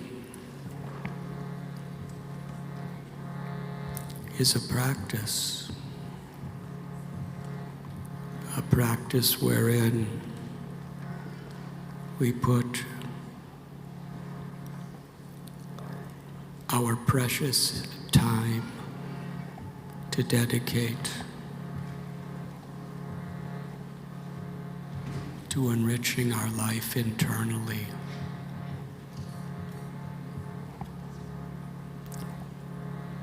To seeking peace and quiet from many of the troubles and distractions of this world.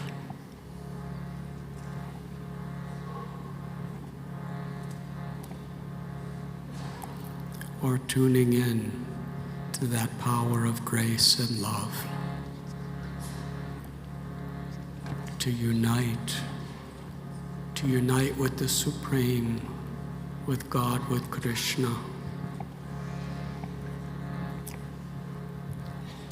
Through our devotion in this transcendental sound vibration. Meditation is also a way of life. When we charge our cell phone, it's not that we just leave it in the charger. Once it's charged, then it can function so much on the basis of that charge.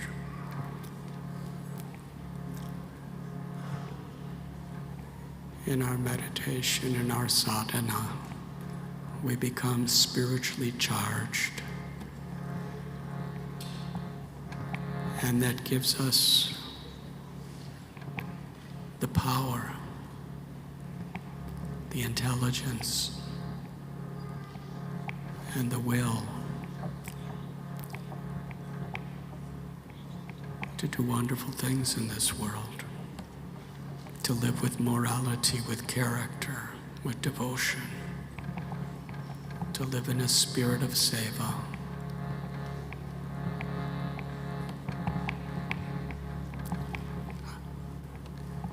Our every act, our every word can be a form of meditation when we have this awareness.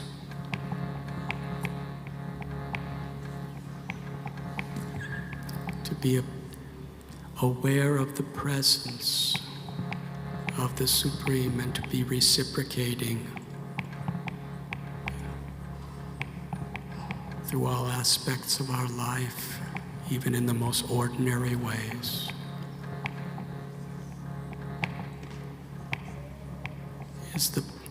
Is the state that meditation is meant to bring us.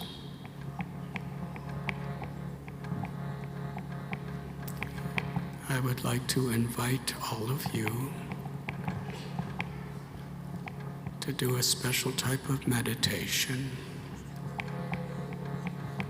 where each limb of our body, along with our voices, are all harmonized with this beautiful mantra. Or as we say here in Seattle, to dance.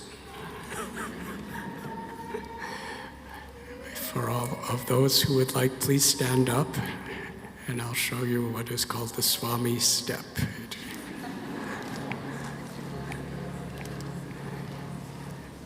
As you are singing this beautiful mantra, put your hands together like this. In some traditions, it's an expression of prayer. In other traditions, it's also namaskar. It's an expression of welcoming and respecting and honoring. So as we're hearing this beautiful mantra, we're welcoming in a prayerful mood this mantra into our ears, into our hearts, into our minds and souls. It's a prayerful way of receiving. And as you are chanting, like those antennas I was talking about, go like this. This is a mudra where we are not only reaching out for that divine grace, but we're also, we're sharing it with the world, we're sharing it with the universe. We're emitting that grace as we're chanting. From our hearts, we're chanting with deep concentration and with sincerity. So as I'm chanting, receive the mantra in a prayerful mood, welcoming, and as you are chanting, offer the sweetness of your voice to all beings of the universe.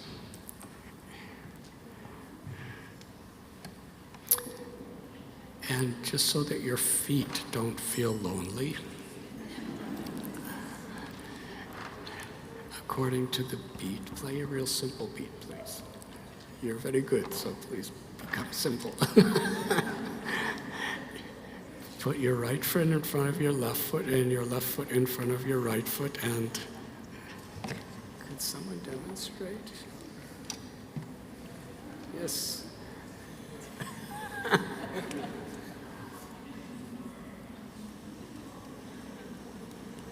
Wonderful.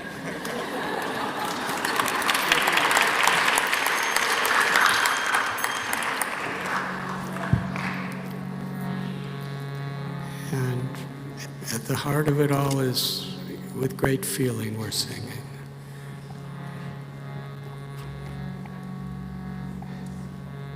Our many voices unite and become one. One voice, one heart.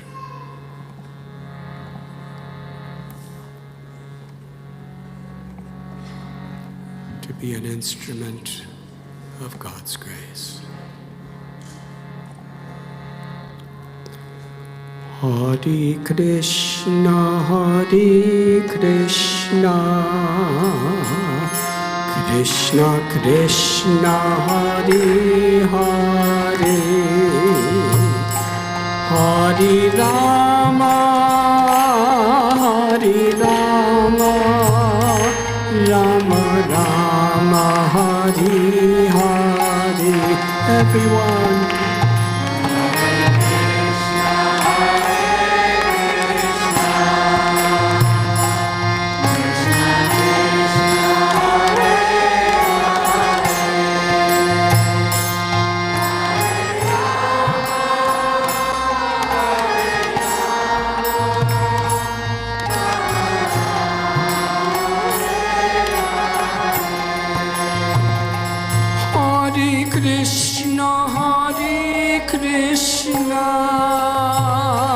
Krishna Krishna, Hare Hare, Hare Rama, Hare Rama, Rama Rama Hari Hari.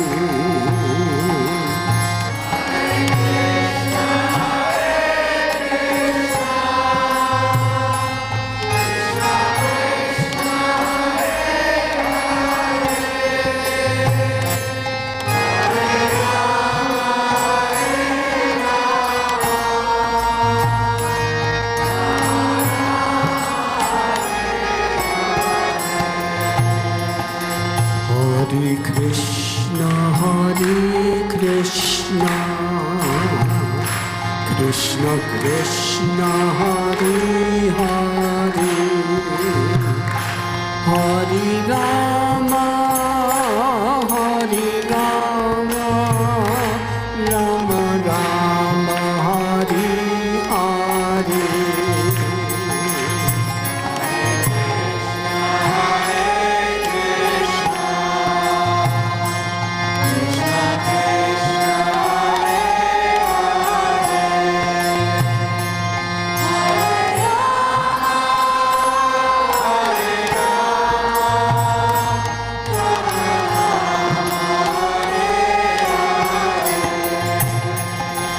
Hare Krishna,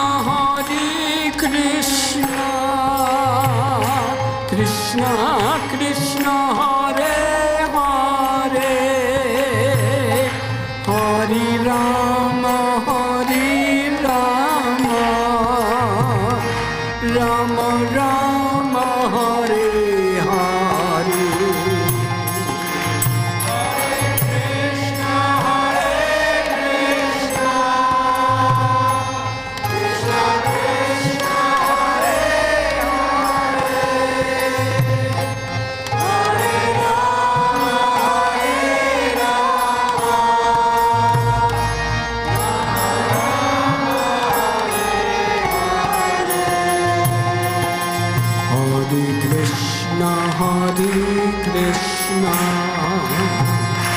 Krishna Krishna, Hare Hare, Hare Rama, Rama Rama, Hare Hare. Hare Bol.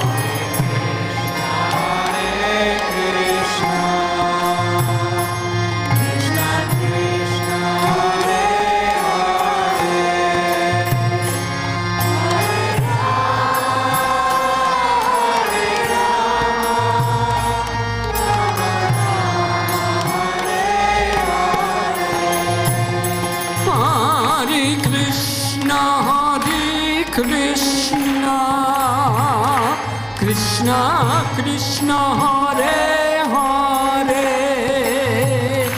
Hare Rama,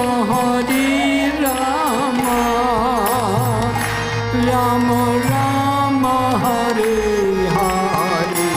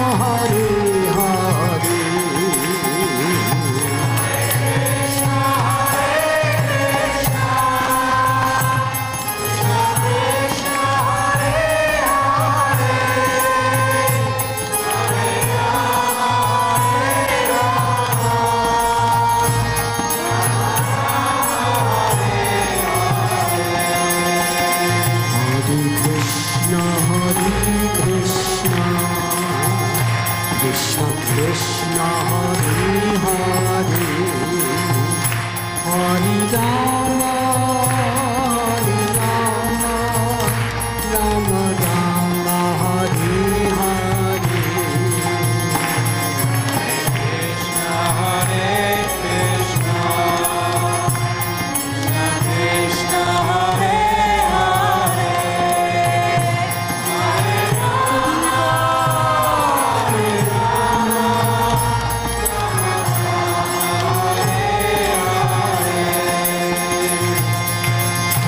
Krishna, Hare Krishna, Krishna Krishna, Hare Hare, Hare Rama, Hare Rama, Hare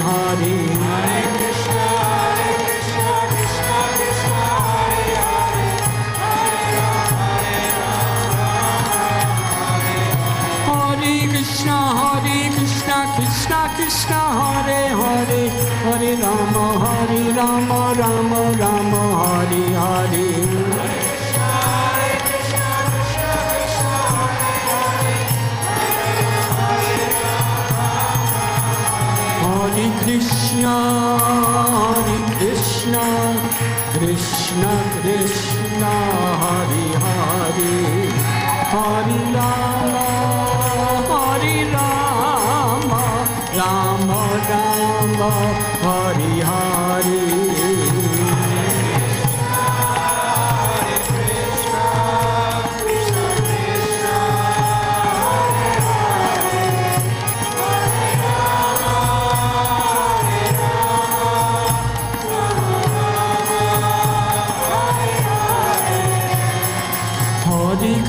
Hare Krishna, Krishna Krishna, Hare Hare, Hare Rama, Rama Rama, Hare Hare. Krishna, Krishna Krishna, Hare Hare, Hare Rama, Rama Rama, Hare Hare.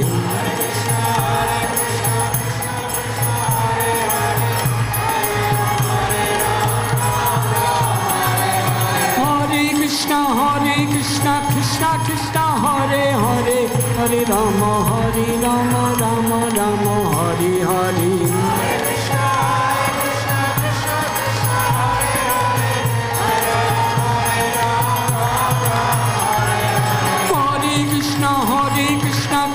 Krishna, Hare Hare, Hare Rama, Rama Rama, Hare Hare.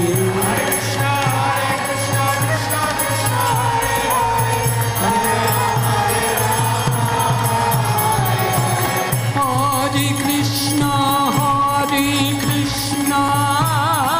Krishna Krishna, Hare Hare, Hare Rama, Rama Rama, Hare Hare.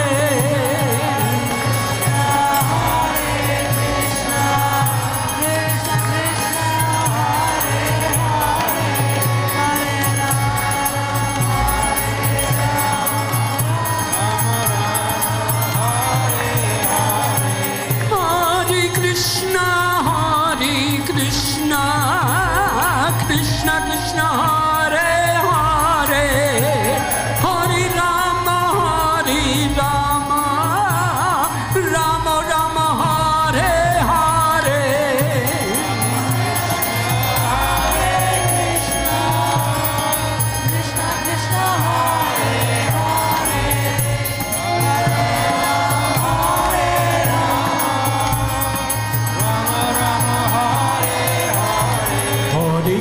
Hare Krishna, Krishna Hare Hare, Hare Rama, Rama Rama, Hare Hare.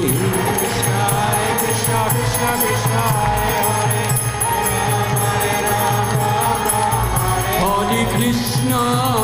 Hare Krishna, Krishna Krishna, Hare Hare, Hare Rama, Rama Rama, Hare Hare.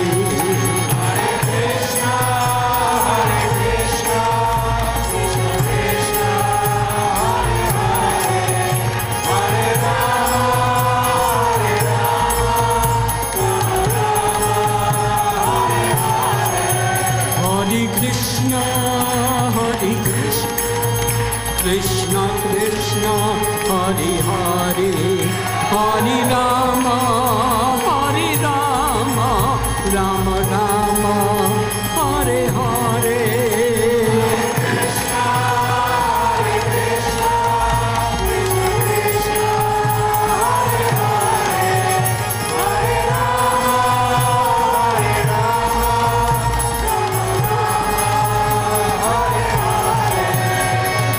Hare Krishna, Krishna Krishna, Hare Hare, Hare Rama, Rama Rama, Hare Hare.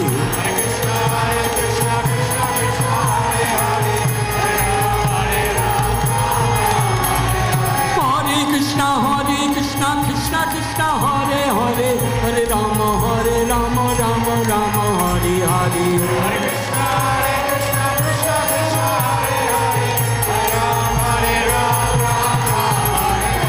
Hare Krishna, Krishna Krishna, Hare Hare, Hare Rama, Rama Rama, Hare Hare. Hare Krishna, Krishna Krishna, Hare Hare, Hare Rama, Hare Krishna, Krishna Krishna, Hare Hare, Hare Rama, Rama Rama, Hare Hare. Hare Krishna, Krishna Krishna, Hare Hare, Hare Rama, Hare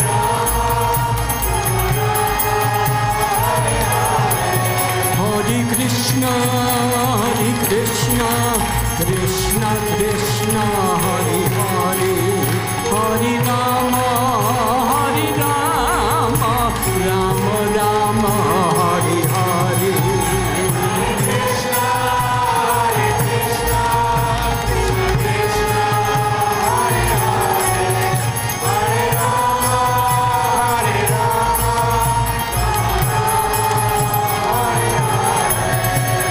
Hare Krishna, Krishna Krishna, Hare Hare, Hare Rama, Rama Rama, Hare Hare. Hare Krishna, Krishna Krishna, Hare Hare, Hare Rama, Hare Hare. Hare Krishna, Krishna Krishna, Hare Hare, Hare Rama, Rama Rama, Hare Hare. Hare Krishna, Krishna Krishna, Hare Hare, Hare Rama, Hare Krishna, Krishna Krishna, Hare Hare, Hare Rama, Rama Rama, Hare Hare.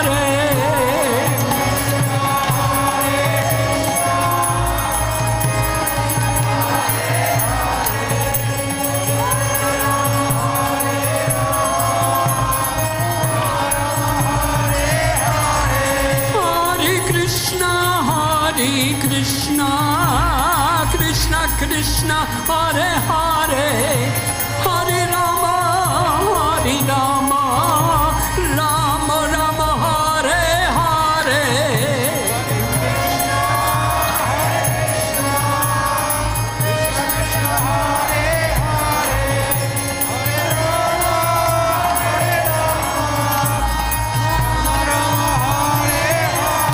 Hare Krishna, Krishna Krishna, Hare Hare, Hare Rama, Rama Rama, Hare Hare.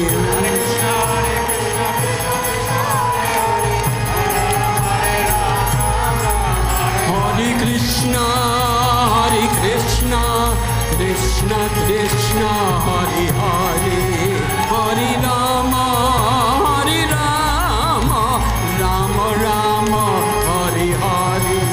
Hare Krishna, Krishna Krishna, Hare Hare, Hare Rama,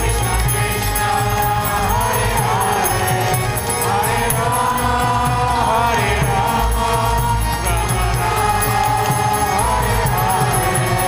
Hare Krishna, Krishna Krishna, Hare Hare, Hare Rama, Rama Rama, Hare Hare.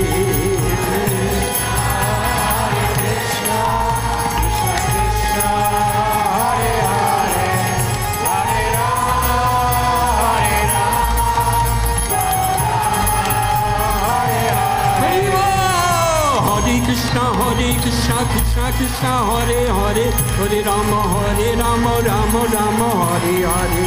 Hare Krishna, Krishna Krishna, Hare Hare, Hare Rama, Rama Hare Hare. Hare Krishna, Krishna Krishna, Hare Hare, Hare Rama, Rama Rama, Hare Hare. Hare Krishna, Krishna Krishna, Hare Hare, Hare Rama, Rama Hare Hare Krishna, Krishna Krishna, Hare Hare, Hare Rama, Rama Rama, Hare Hare. Hare Krishna, Krishna Krishna, Hare Hare, Hare Rama, Hare Jaya Jaya Prabhupada, Prabhupada, Prabhupada, Prabhupada.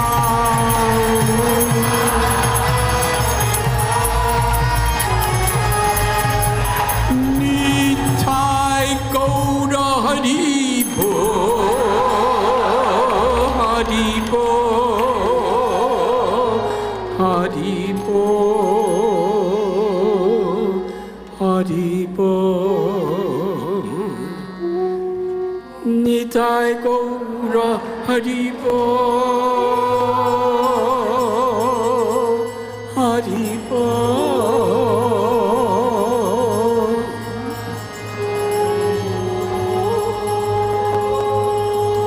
Nitai Gaur Haribo, Haribo, Haribo, Haribo.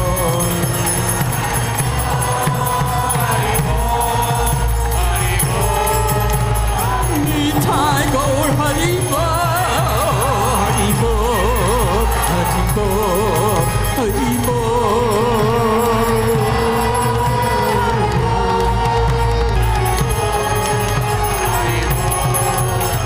Gaur Premanandi.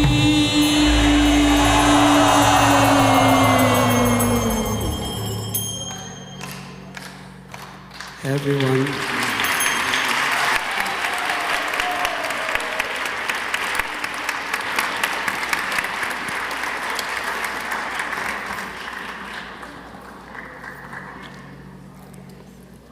Please raise your arms very high. If you please, close your eyes. And from that innermost sanctum of the heart, let us call out this beautiful mantra together. Everyone together, very loudly.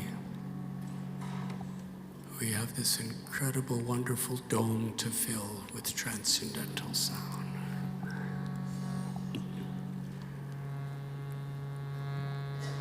Hare Krishna, Hare Krishna,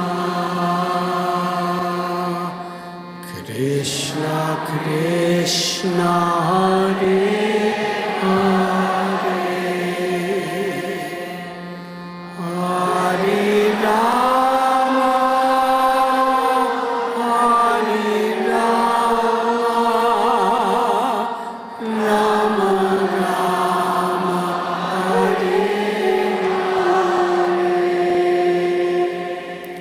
again, please. Hare Krishna, Hare Krishna,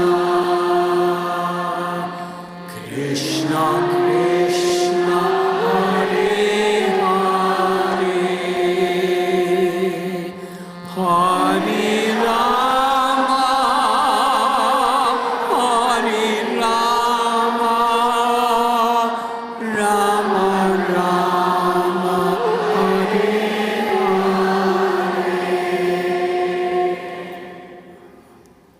One more time. 10 million times louder, please, with great feeling and attention.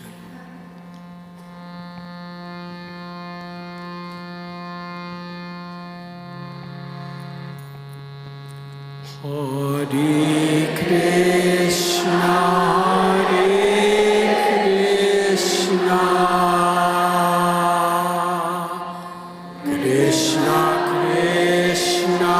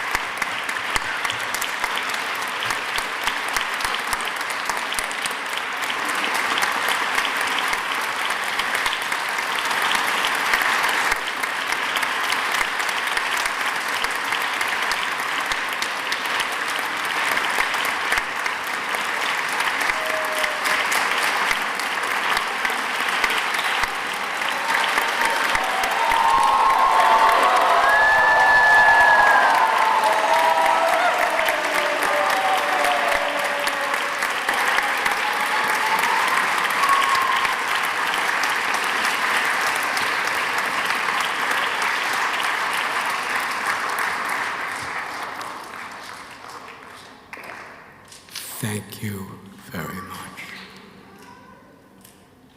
Thank you. Thank you so much, everybody. I don't know if this is not heart song. What could be heart song? I had the opportunity to speak with some of you on your way in, and I was amazed at the number of backgrounds, cultures, and experiences people came in with. But I hope that this one collective experience of kirtan, of mantra meditation, had the ability to pull you closer, not only to the people around you, but to your Atma, your inner self. Now, before we end, just some housekeeping items. We now will have Radhanath Swami sign books up here on the stage. But to do so in an orderly fashion, we'll first start with the VIP rows who have prepaid for their books, and we'll call you row by row. And then, if there's time left, then we will create a line.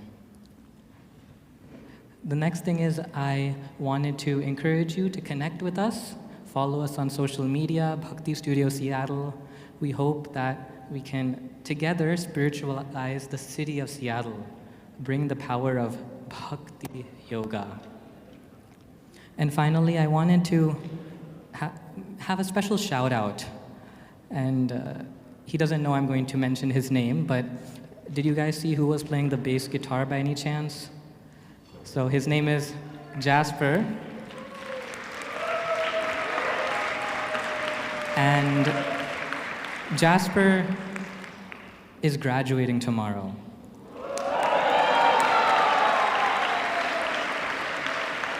But do you know what it means to graduate tomorrow? What's happening today in his life at college?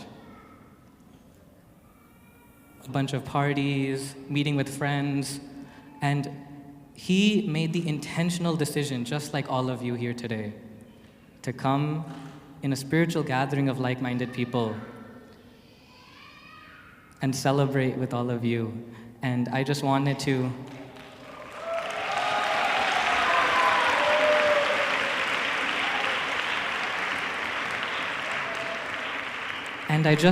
acknowledge and be grateful that all of you gave up something to be here today. And it is that intentional choice that makes this possible. Where attention goes, energy flows. And we are grateful that your attention was here tonight at the sanctuary.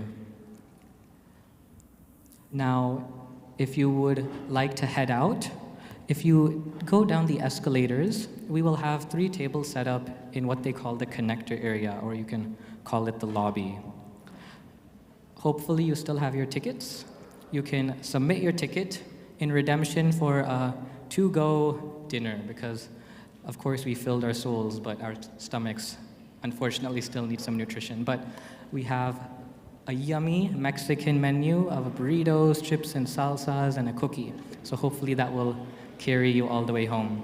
One last thing, the most important announcement is please, please, please do not eat inside the hotel.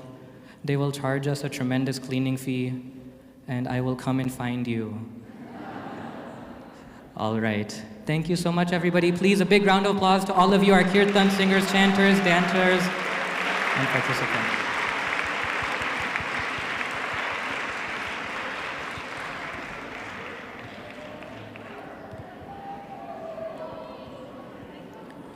And we will have Nupur. Nupur, can you raise your hand? So she will be the one calling you up row by row to get your book signed.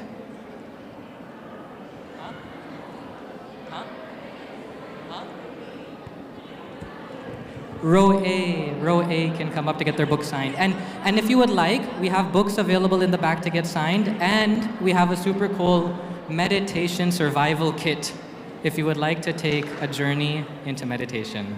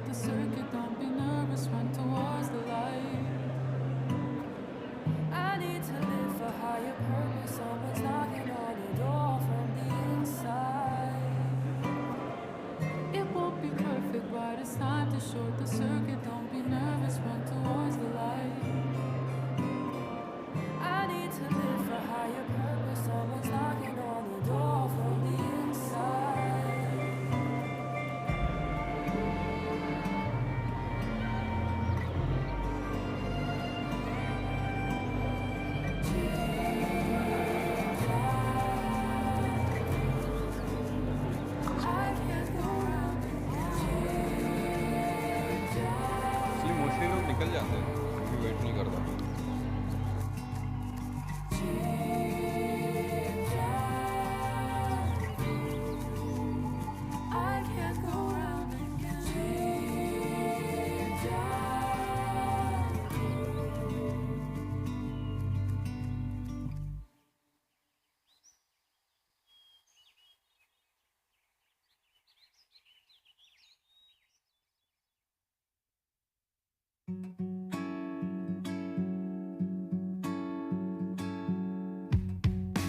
Underneath the golden sky, fighting for a lifetime.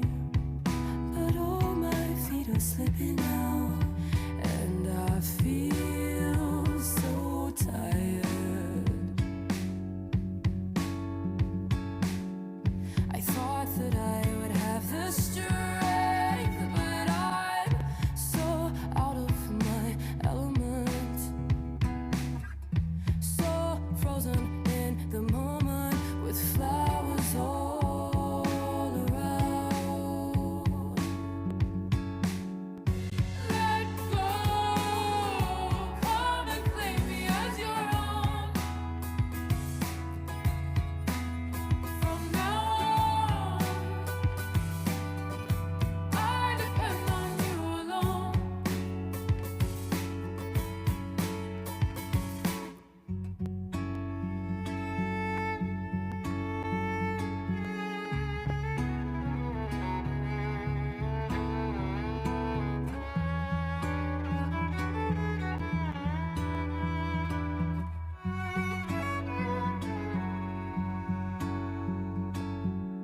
Unlimited, original, sweet circle, deepest of the deep, seen by the sages. Oh, Namo Bhagavate Vasudevaya.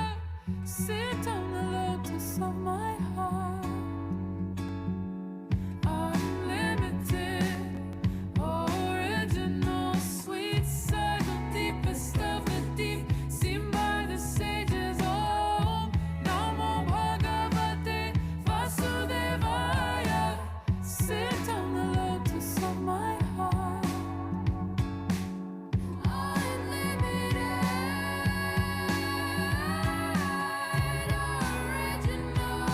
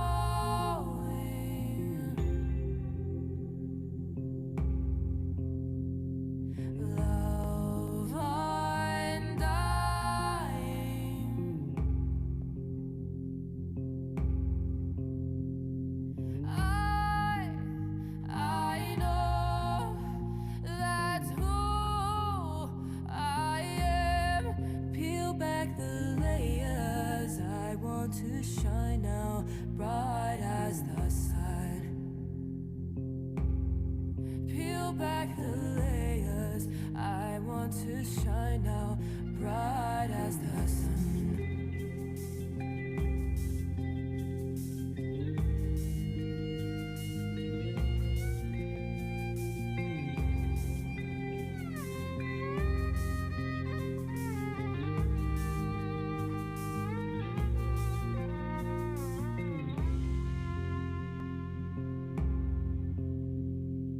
Born to give,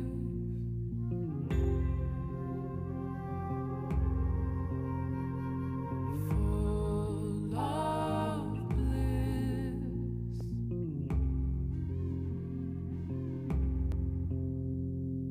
ever knowing,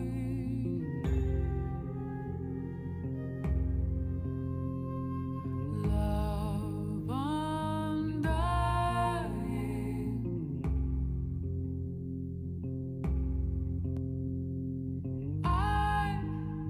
I know that's who I am. Peel back the layers.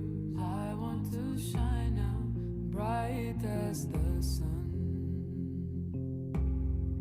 Peel back the layers. I want to shine out, bright as the sun.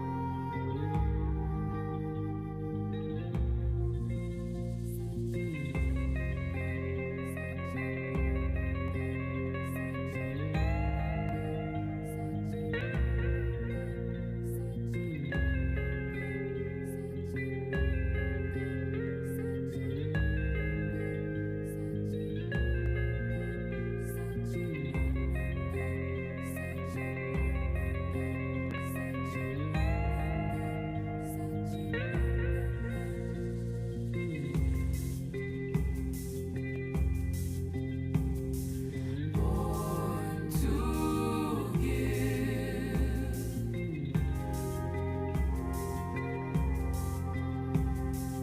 full of bliss,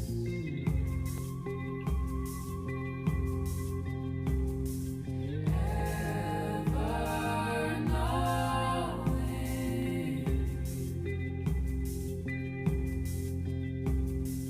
love undying.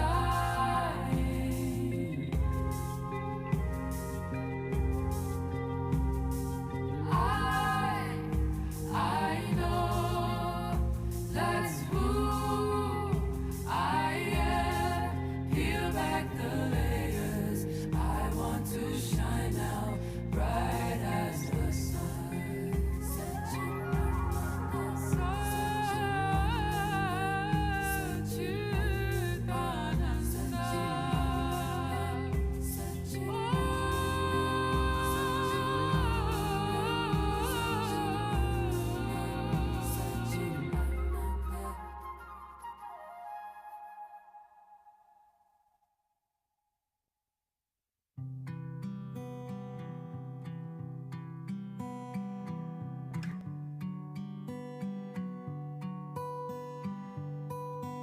चिन्तामणि प्रकर सद्मसु कल्पवृक्ष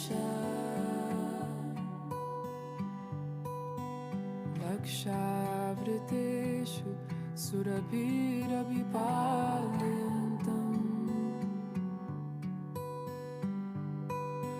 Lakshmi सहस्रा शतसम्भ्रमसेव्यमानम्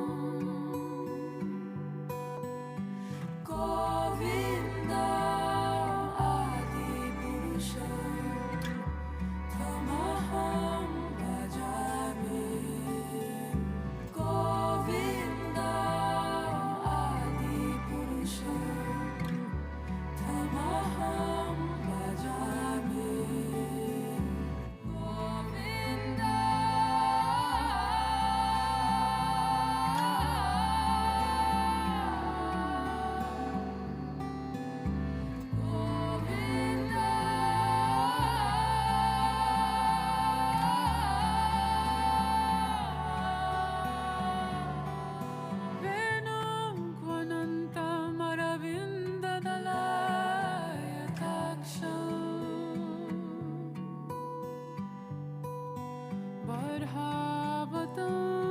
Namasitambura Sundaranga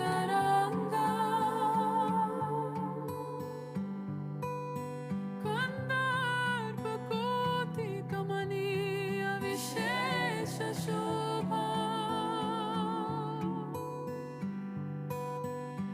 Govinda Adi Purusha Tamaham Bhajami Govinda Adi Purusha Tamaham Bhajami Govinda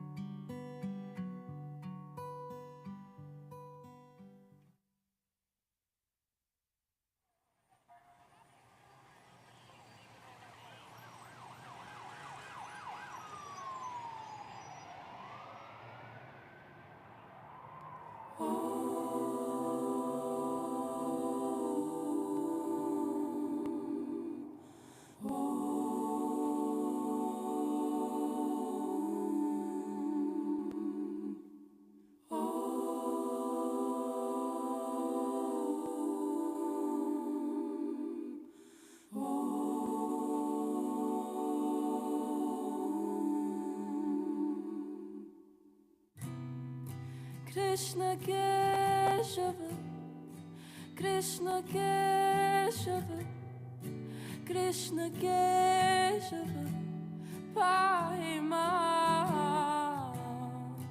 Krishna Keshava, Krishna Keshava, Krishna Keshava, Pahima. Krishna Keshava, Krishna Keshava, Krishna Keshava, Pahima. Krishna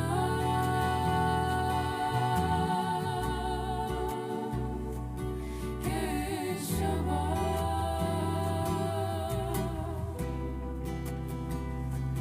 Krishna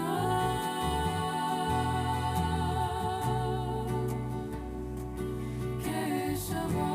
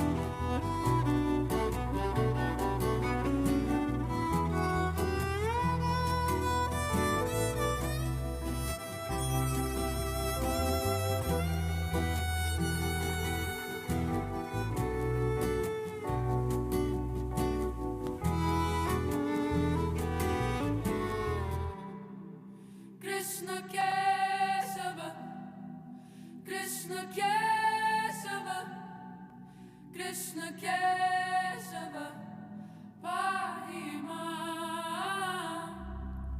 Krishna Keshava Krishna Keshava Krishna Keshava Pahima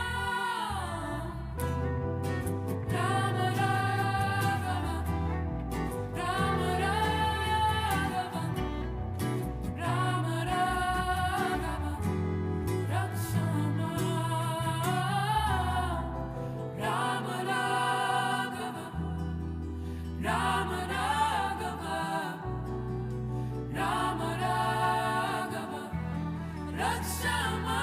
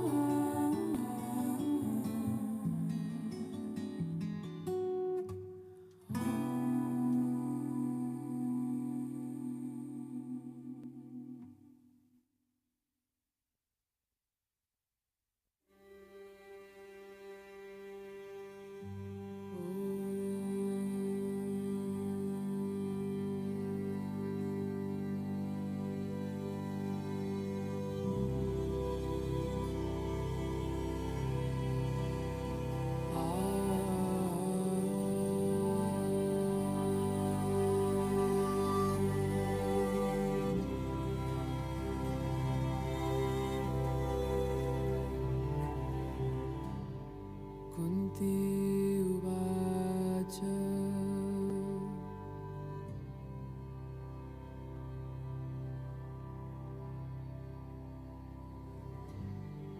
Namasye Purusham Tvadyam Ishwaram Prakrite Param Alaksham Sarvabhutanam Antar Bahiravastitam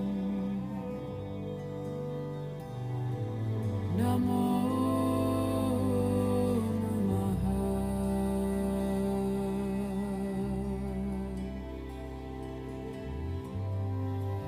Namo Namaha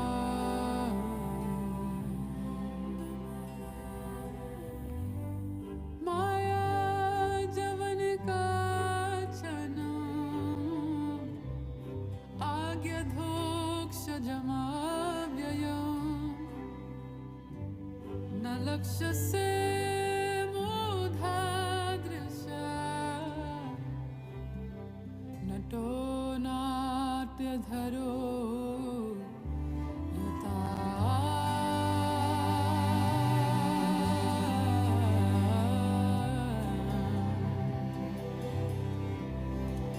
Namo Namaha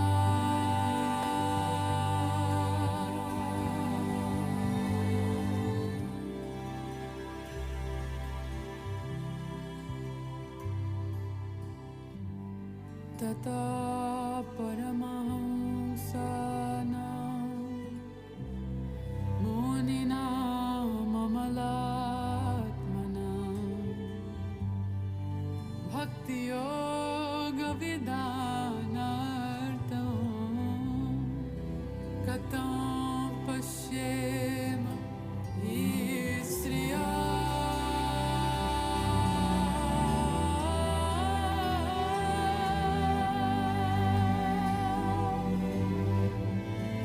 Namo Namaha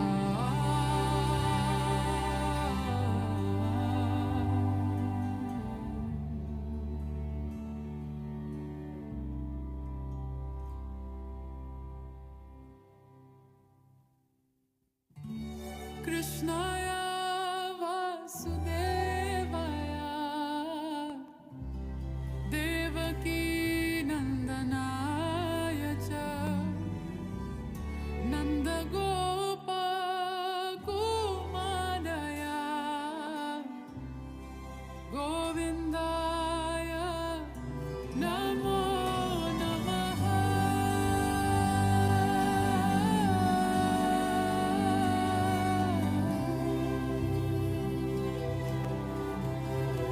Namo Namaha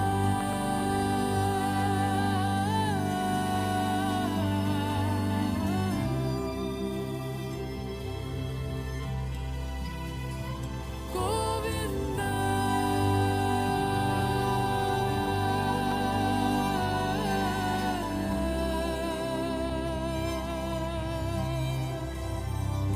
Govinda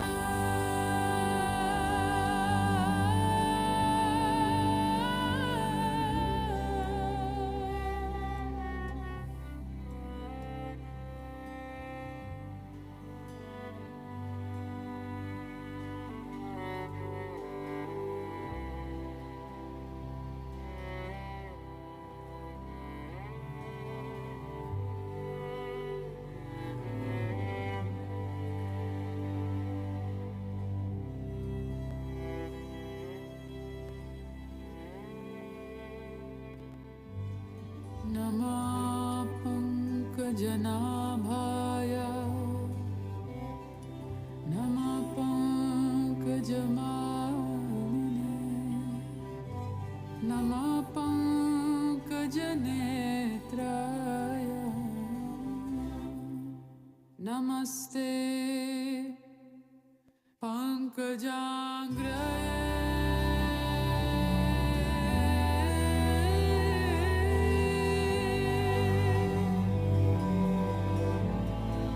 Namo Namaha Nama Pankajanabhaya Nama Pankajamani Namo Namaha Nama Pankajanetraya Namaste Namo Namo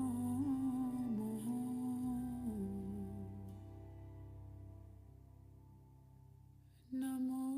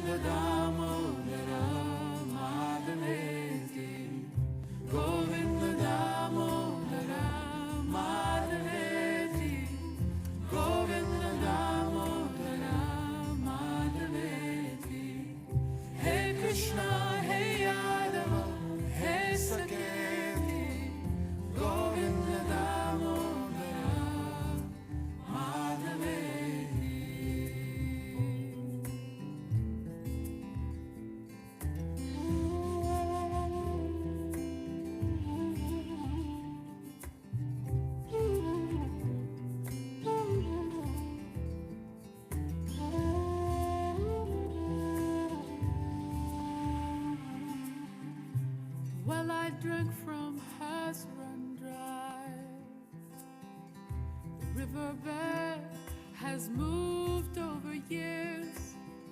Cell phones ring instead of bells. Sacred hill has almost disappeared.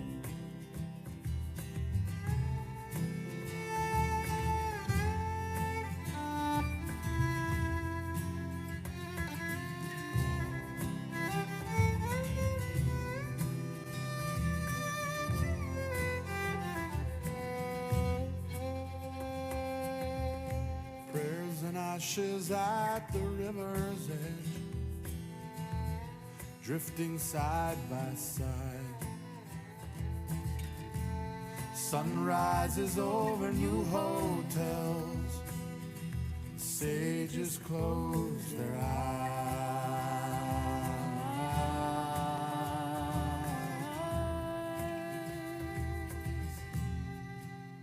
My heart flows like a river to the sea. May it always be a river of grace flows through me. May it always be. May it always be. Govinda Damodara Madhaveti. Govinda Damodara Madhaveti. Govinda Damodara Madhaveti. Govinda Damodara Madhaveti. Hey Krishna, hey Yadava, hey Saketi. Govinda Damodara Madhaveti. Hey Krishna, hey Yadava, hey Saketi. Govinda Damodara Madhaveti. Will I always be a stranger here in the heart of sacred beauty? You say this road can lead me home. I'm following your footprints in the sand.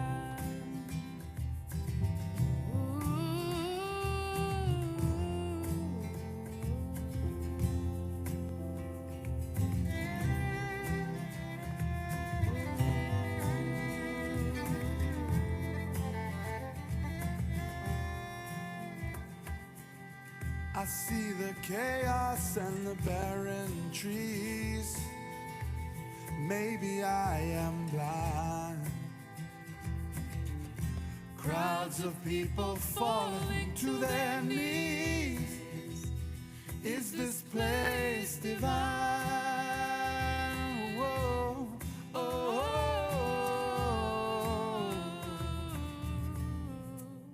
My heart flows like a river to the sea. May it always be a river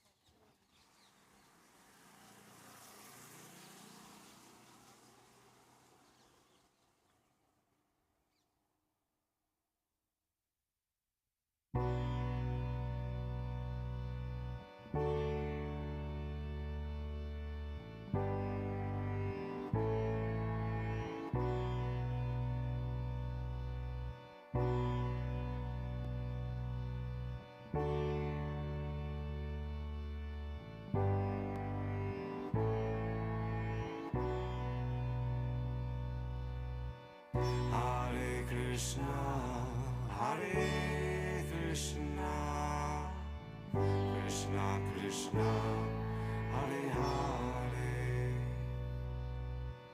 Hare Ramo, Hare Ramo, Ramo Ramo, Hare Hare,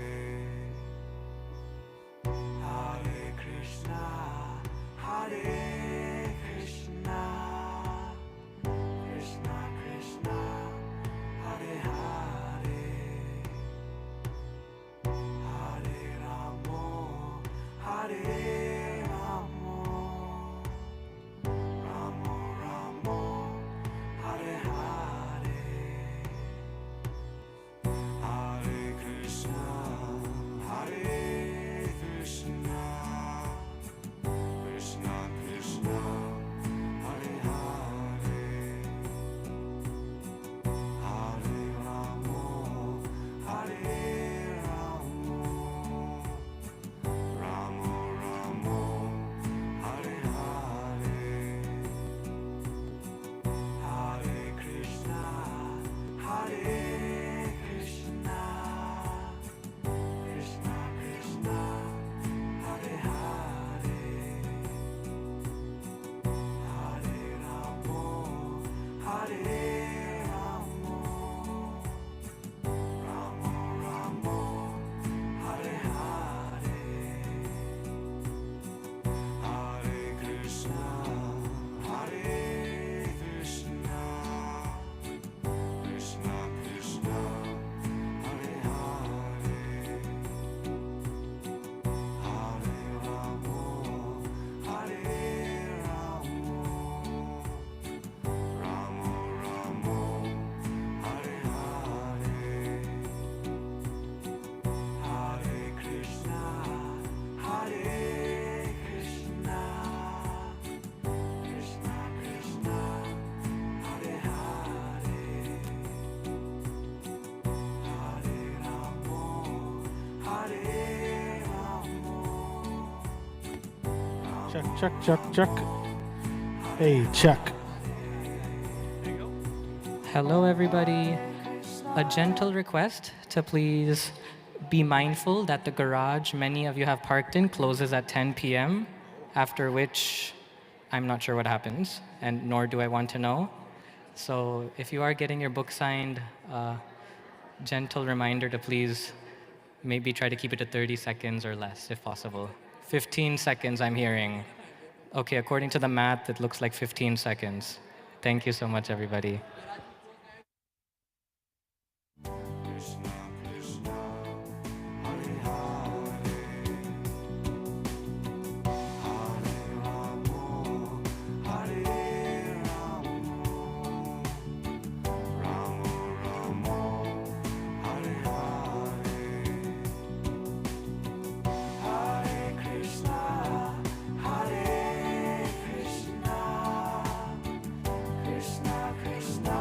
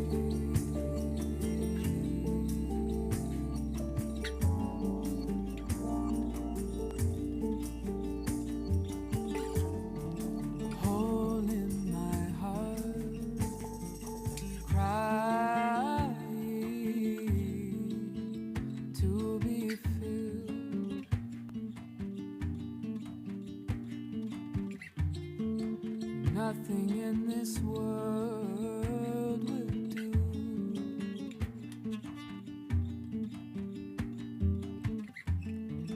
I am waiting for you still.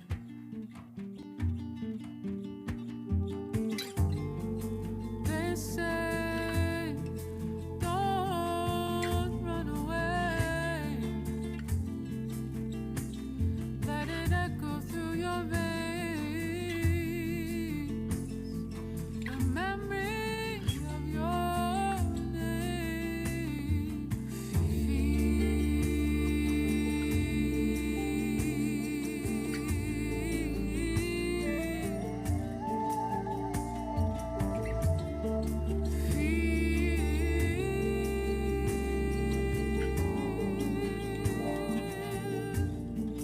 Don't run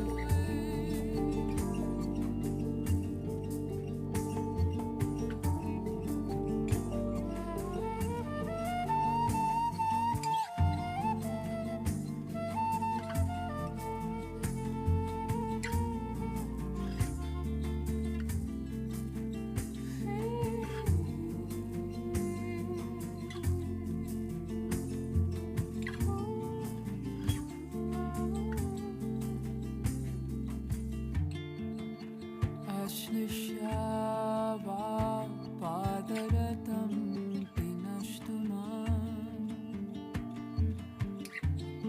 Adarshanam marmahatam karotu va Yata tata vidadhatu lampato Matra